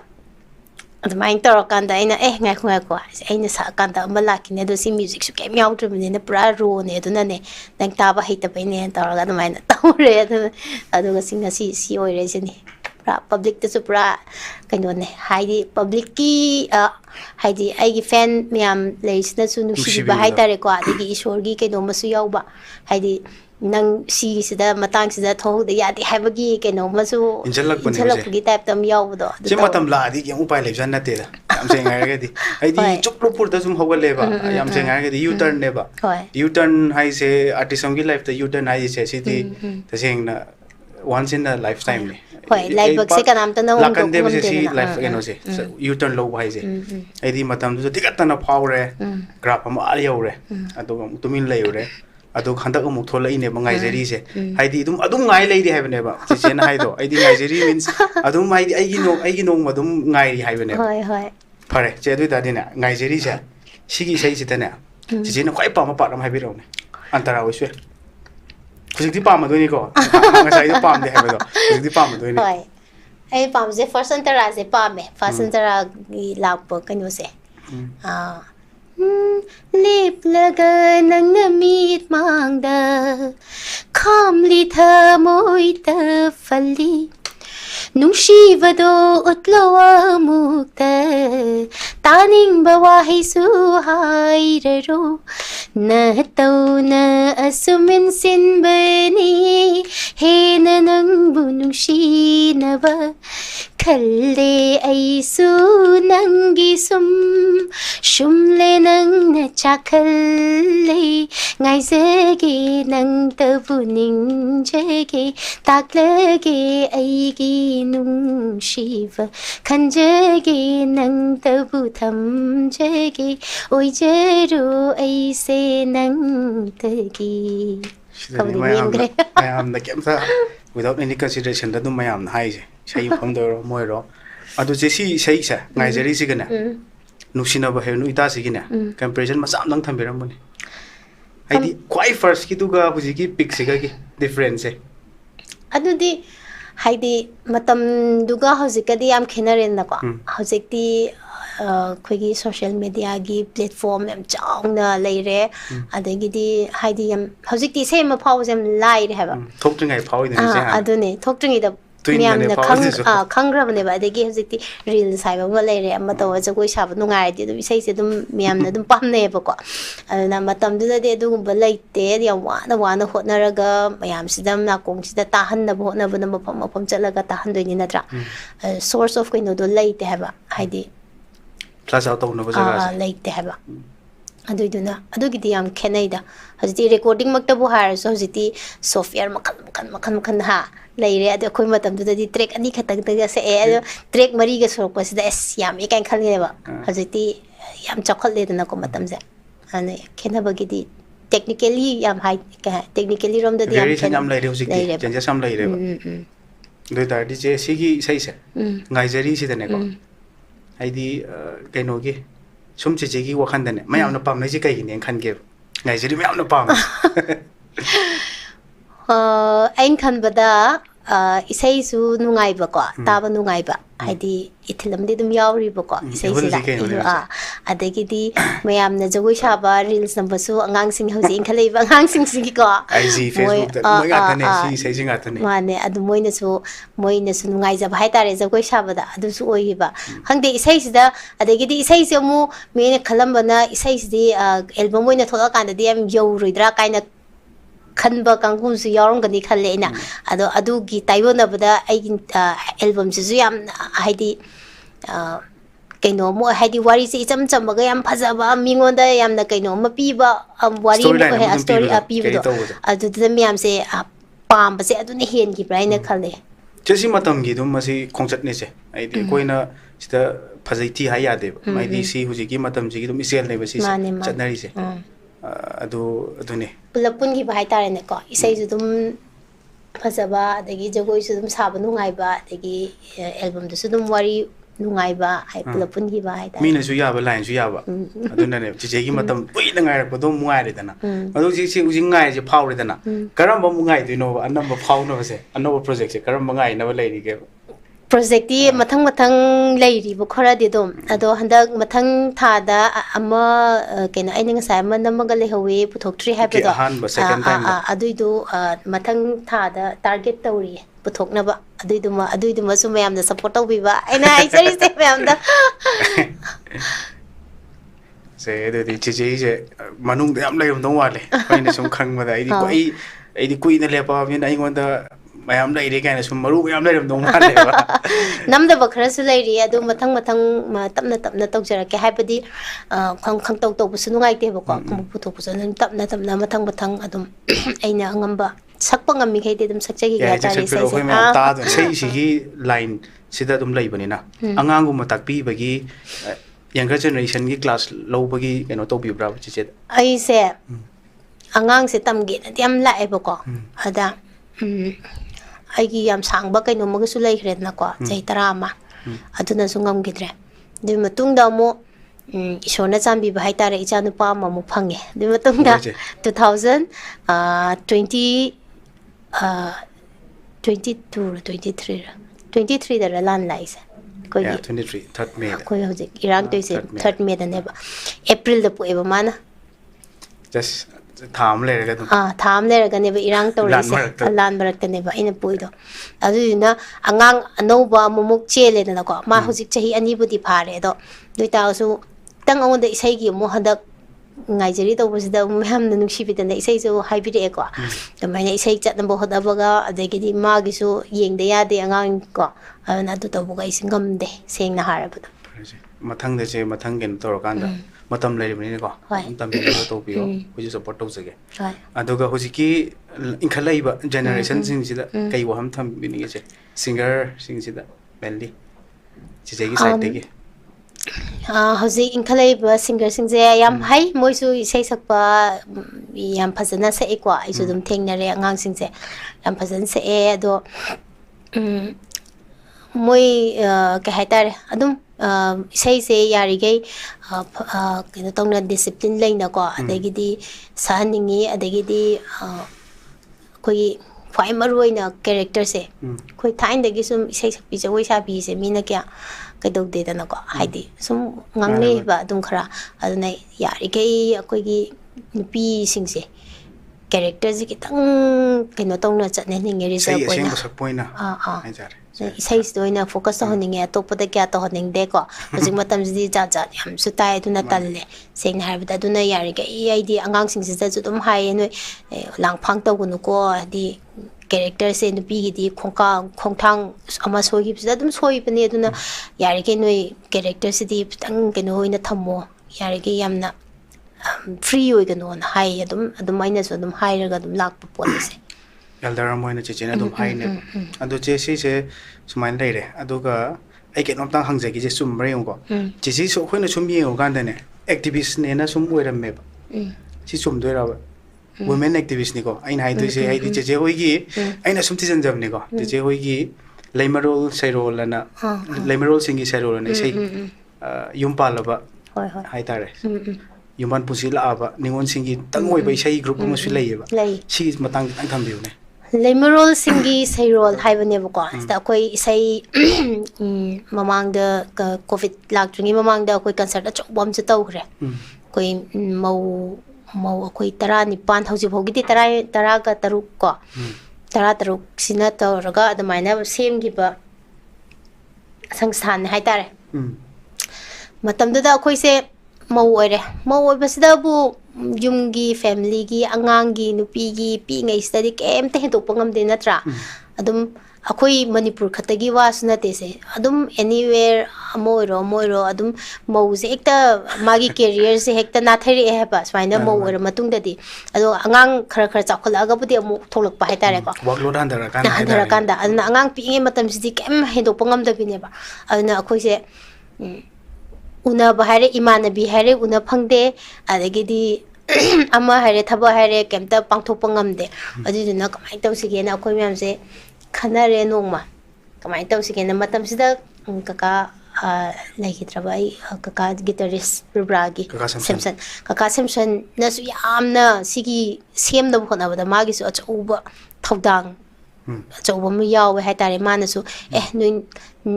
mau ore na kaitabagi handa doino swaina tau nogi oiba si mana idea pibiram bane ba swain semu aduga noi mau tagi oiba kinoma linkhallaga ni isai bu tawrasu amma bu tawrasu mayam gi mating bu pangasu leidana ko adamaina taw khona adamaina insalam badage adamaina kumyam se punsanare de kaitawse khanare adudi phare concert ama hana sillase concert se 2018 da sile 18 sigi kari chandrakirti hall da sile buka ya wae du matam du rupra kan da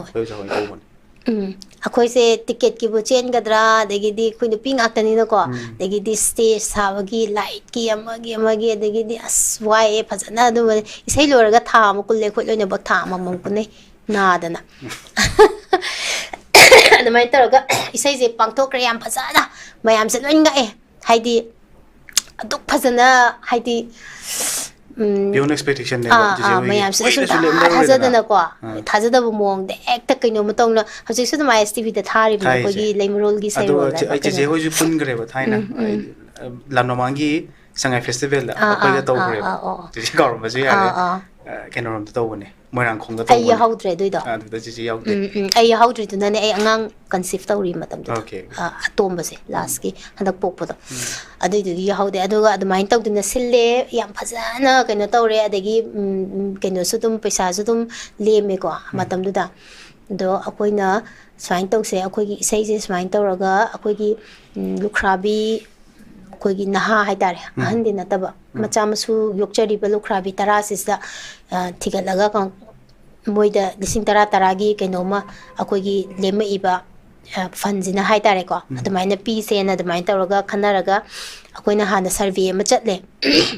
ꯍꯥꯏꯗꯤ ꯆꯨꯝꯕ꯭ꯔꯥ ꯆꯨꯝꯗꯕ꯭ꯔꯥꯅ ꯌꯦꯡꯊꯣꯛꯇꯕ ꯌꯥꯗꯕ ꯍꯥꯏꯕ ꯑꯃꯁꯨ ꯂꯩꯗꯅꯀꯣ ꯑꯗꯨꯅ ꯑꯩꯈꯣꯏꯅ ꯃꯐꯝ ꯃꯐꯝ ꯆꯠꯂꯒ ꯍꯥꯏꯅ ꯃꯣꯏꯅ ꯇꯥꯛꯂꯛꯏꯕꯁꯤꯗ ꯁꯨꯃꯥꯏꯅ ꯑꯃ ꯂꯩ ꯁꯨꯃꯥꯏꯅ ꯑꯃ ꯂꯩ ꯇꯥꯛꯂꯛꯄꯁꯦ ꯑꯩꯈꯣꯏꯅ ꯆꯠꯂꯒ ꯌꯦꯡꯉꯒ ꯁꯔꯚꯦ ꯇꯧꯔꯀꯥꯟꯗ ꯆꯨꯝꯃꯦ ꯃꯥꯁꯤꯃ ꯁꯨꯃꯥꯏꯅ ꯃꯆꯥ ꯂꯩ ꯃꯥ ꯖꯦꯅꯨꯏꯟꯅꯤꯇꯤ ꯀꯩꯅꯣꯝꯃ ꯊꯤꯕꯅꯦꯕ ꯊꯤꯔꯦ ꯖꯦꯅꯨꯏꯟ ꯖꯦꯅꯨꯏꯟ ꯑꯣꯏꯕꯗꯣ ꯍꯥꯏꯖꯟꯕꯁꯨ ꯄꯪꯂꯩ ꯂꯩꯔꯝꯃꯦꯕ ꯅꯠꯇ꯭ꯔꯒꯗꯤ ꯊꯤꯗ꯭ꯔꯒꯗꯤ ꯑꯗꯨꯃꯥꯏꯅ ꯊꯤꯔꯀꯥꯟꯗ ꯑꯩꯈꯣꯏꯅ ꯃꯣꯏ 10ꯁꯦ ꯈꯟꯒꯠꯂꯦ ꯈꯟꯒꯠꯂꯒ ꯄ꯭ꯔꯦꯁ ꯀ꯭ꯂꯕꯇ ꯃꯣꯏ ꯂꯣꯏ ꯀꯧꯔꯦ ꯅꯨꯃꯤꯠꯇꯣ ꯑꯗꯨꯒ ꯑꯗꯨꯃꯥꯏꯅ ꯃꯣꯏꯗ ꯀꯦꯁ ꯑꯣꯏꯅ ꯂꯨꯄꯥ 10,000 ꯑꯗꯨꯃꯥꯏꯅ ꯈꯨꯠꯁꯤꯟꯅꯩ ꯑꯗꯨꯅ ꯑꯩꯅ ꯉꯁꯥꯏꯅ ꯆꯤꯆꯦꯗ ꯑꯦꯛꯇꯤꯚꯤꯁ ꯑꯣꯏꯌꯦꯅ ꯍꯥꯏꯖꯕꯗꯣ ꯑꯗꯨꯒꯤ ꯄꯣꯠꯇꯣ ꯑꯩꯅ ꯆꯤꯆꯦ ꯍꯥꯏꯍꯟꯅꯤꯡꯉꯛꯄ ꯑꯩꯅ ꯊꯤꯔꯤꯅꯦꯕ ꯑꯗꯨ ꯆꯦ ꯂꯣꯏꯁꯤꯟꯈꯤꯕꯒꯤ ꯃꯇꯝꯗꯤ ꯂꯥꯛꯇꯣꯔꯦ ꯑꯗꯣ ꯂꯥꯛꯇ꯭ꯔꯤꯉꯩꯁꯤꯗ ꯃꯆꯥ ꯑꯃꯇꯪ ꯆꯦ ꯉꯁꯥꯏ ꯁꯪꯀ꯭ꯔꯤꯇꯟ ꯍꯥꯏꯕꯗꯣ ꯁꯪꯀ꯭ꯔꯤꯇꯟꯁꯦ ꯆꯍꯤ ꯀꯔꯝ ꯀꯥꯟꯗꯩ ꯍꯧꯈꯤꯕꯅꯣ ꯑꯗꯨꯒ ꯀꯃꯥꯏꯅ ꯆꯪꯉꯛꯈꯤꯕꯅꯣ ꯍꯥꯏꯐꯦꯠꯇꯪ ꯊꯝꯕꯤꯌꯨꯅꯦ ꯁꯪꯀ꯭ꯔꯤꯇꯟ ꯃꯇꯥꯡꯁꯦ ꯁꯪꯀꯤꯔꯇꯟꯗꯤ ꯑꯩꯅ ꯉꯜꯂꯤꯉꯩ ꯃꯇꯝꯗꯒꯤ ꯑꯗꯨꯝ ꯆꯪꯉꯛꯑꯦ ꯂꯩꯁꯥꯔꯤꯉꯩꯀꯣ 2005, 6, 4, 5 ꯁ꯭ꯋꯥꯏꯗꯒꯤ ꯁꯪꯀꯤꯔꯇꯟ ꯇꯧꯔꯛꯑꯝꯗꯧ ꯃꯥꯜꯂꯦ ꯑꯩꯅ ꯈꯟꯕꯗ ꯑꯗꯨꯒ ꯁꯪꯀꯤꯔꯇꯟꯁꯦ ꯃꯇꯝꯗꯨꯗ ꯌꯥꯝ ꯂꯩꯔꯝꯗꯤꯌꯦ ꯁꯪꯀꯤꯔꯇꯟꯁꯦ ꯔꯨꯕ꯭ꯔꯥꯒꯒꯤ ꯅꯨꯄꯥꯒꯤ ꯒ꯭ꯔꯨꯞ ꯈꯛꯇꯪ ꯂꯩꯔꯝꯃꯦꯕ ꯑꯗꯨ ꯅꯠꯇꯕ ꯑꯇꯣꯞꯄꯗꯤ ꯀꯌꯥ ꯑꯃꯅꯤ ꯂꯩꯕ꯭ꯔꯗꯤ ꯈꯪꯗꯦ ꯑꯗꯣ ꯑꯩ ꯆꯞ ꯆꯥꯕꯗꯤ ꯈꯪꯗ꯭ꯔꯦꯀꯣ ꯑꯗꯨꯒ ꯆꯤꯆꯦꯒꯤꯗꯤ ꯃꯦꯟꯂꯤ ꯔꯨꯕ꯭ꯔꯥ ꯑꯣꯏꯗꯣꯏꯅꯦꯕ ꯔꯨꯕ꯭ꯔꯥꯒꯅꯦꯕ ꯑꯗꯨ ꯃꯇꯝꯗꯨꯗ ꯅꯨꯄꯥꯒꯤ ꯁꯪꯀꯤꯔꯇꯟꯒ ꯀꯥꯖꯣꯏ ꯀꯨꯃꯥꯔꯅꯦ ꯃꯇꯝꯗꯨꯗ ꯗꯥꯁꯇꯥꯟꯗꯒ ꯗꯥꯁꯋꯥꯃꯤꯒ ꯅꯍꯥ ꯑꯣꯏꯅ ꯌꯥꯎꯔꯦ ꯑꯗꯨꯒ ꯀꯀꯥꯅꯕ ꯚꯣꯜꯀꯦꯅꯣꯅꯦ ꯇꯧꯔꯒ ꯃꯣꯏ 5-6 ꯆꯠꯂꯝꯃꯦ ꯑꯩꯈꯣꯏ ꯔꯨꯕ꯭ꯔꯥꯒꯤ ꯅꯨꯄꯥꯒꯤ ꯅꯨꯄꯥ ꯉꯥꯛꯇꯒꯤ ꯅꯨꯄꯥ ꯉꯥꯛꯇꯒꯤ ꯑꯗꯨꯗ ꯑꯩꯈꯣꯏ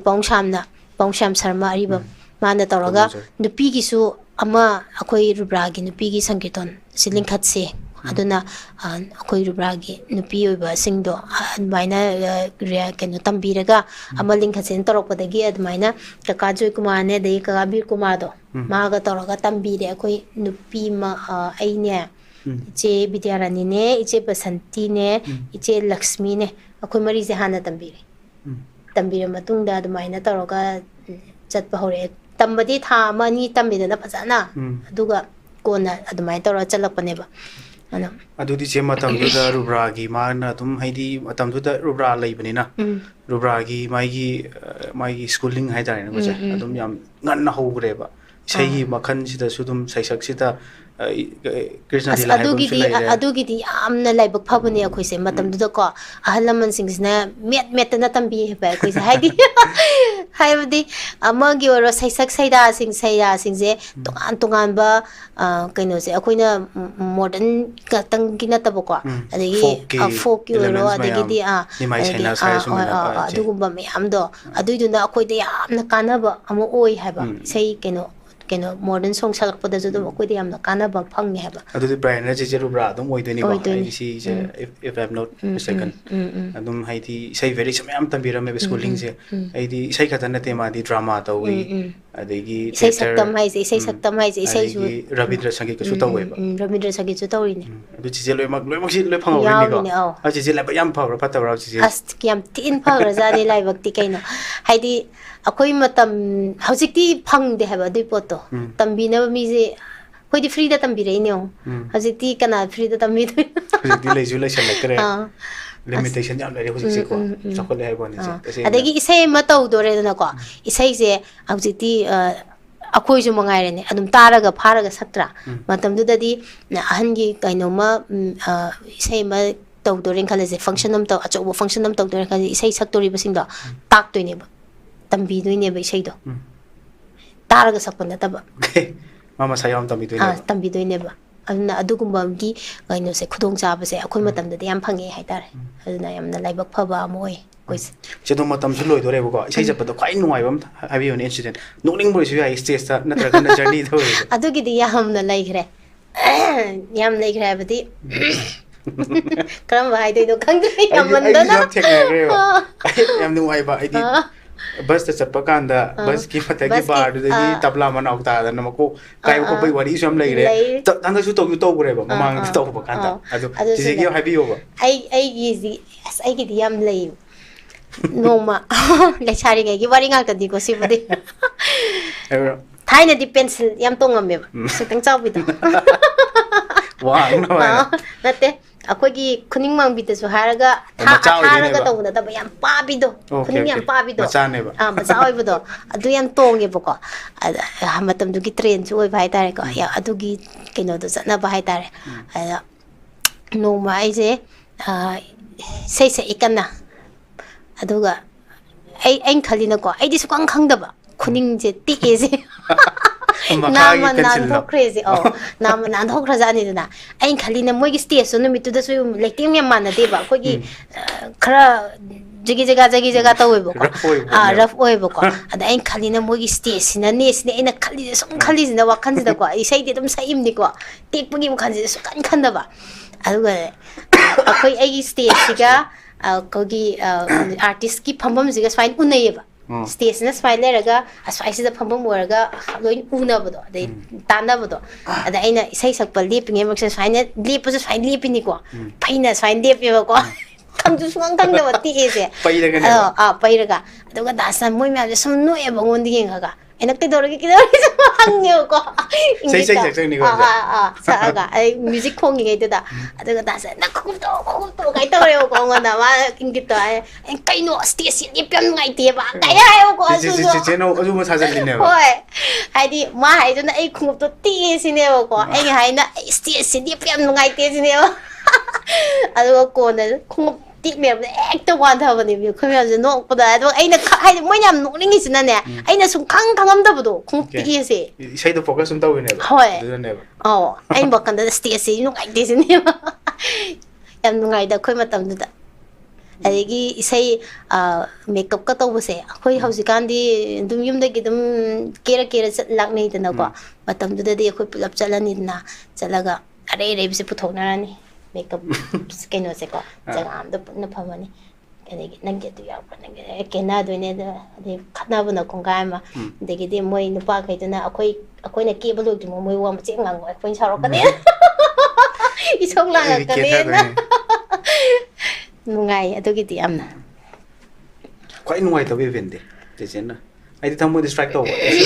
thawai nungai ta be ai personal nungai ta be ai amekta nungai ta pase aina hoji bo adum ning sanga ga lei se ai se ko matam da ai se dum sai se dum chat pa hore adabuga nungsi bai nuita dum mina khar khang bi ba hor po matam du ne ko nangi bichi ga di tawtri adu matam da ko se adum organizer na kentaram da la ga dum musician su singer su dum pulap chapido koi rubra office ta gi dum pulap chat le ko aduga haidi office ta punaraga ai gidi akoi yumda oin na ko che oi da ne pama adu sei dom phum do karai do khairo la khanga bok lam oi bani na ikaw re sab sab yam ko ira ba matam bi na ko adu aina ningsing gal he sum thamoi da yu ki bu do adu gi ningsing ho wa ne strike to bu do aluga adu mai na mayam se ai su loi challe ai su sa toram ne na ko haram ni na sei do haram ni na sa toi ne loi chali ni na ko aduga moi sing se lak na bo khona bo loin hore ko le aduga ai pu de bi da chakhi ban je na phami je han boi do ne ko khoi gi de khoi la ba yam pha bane iko so manipur je han bane ko yam nungai ai gi thamoi gi oiba paw da myam phai ba ngam da ba de gi di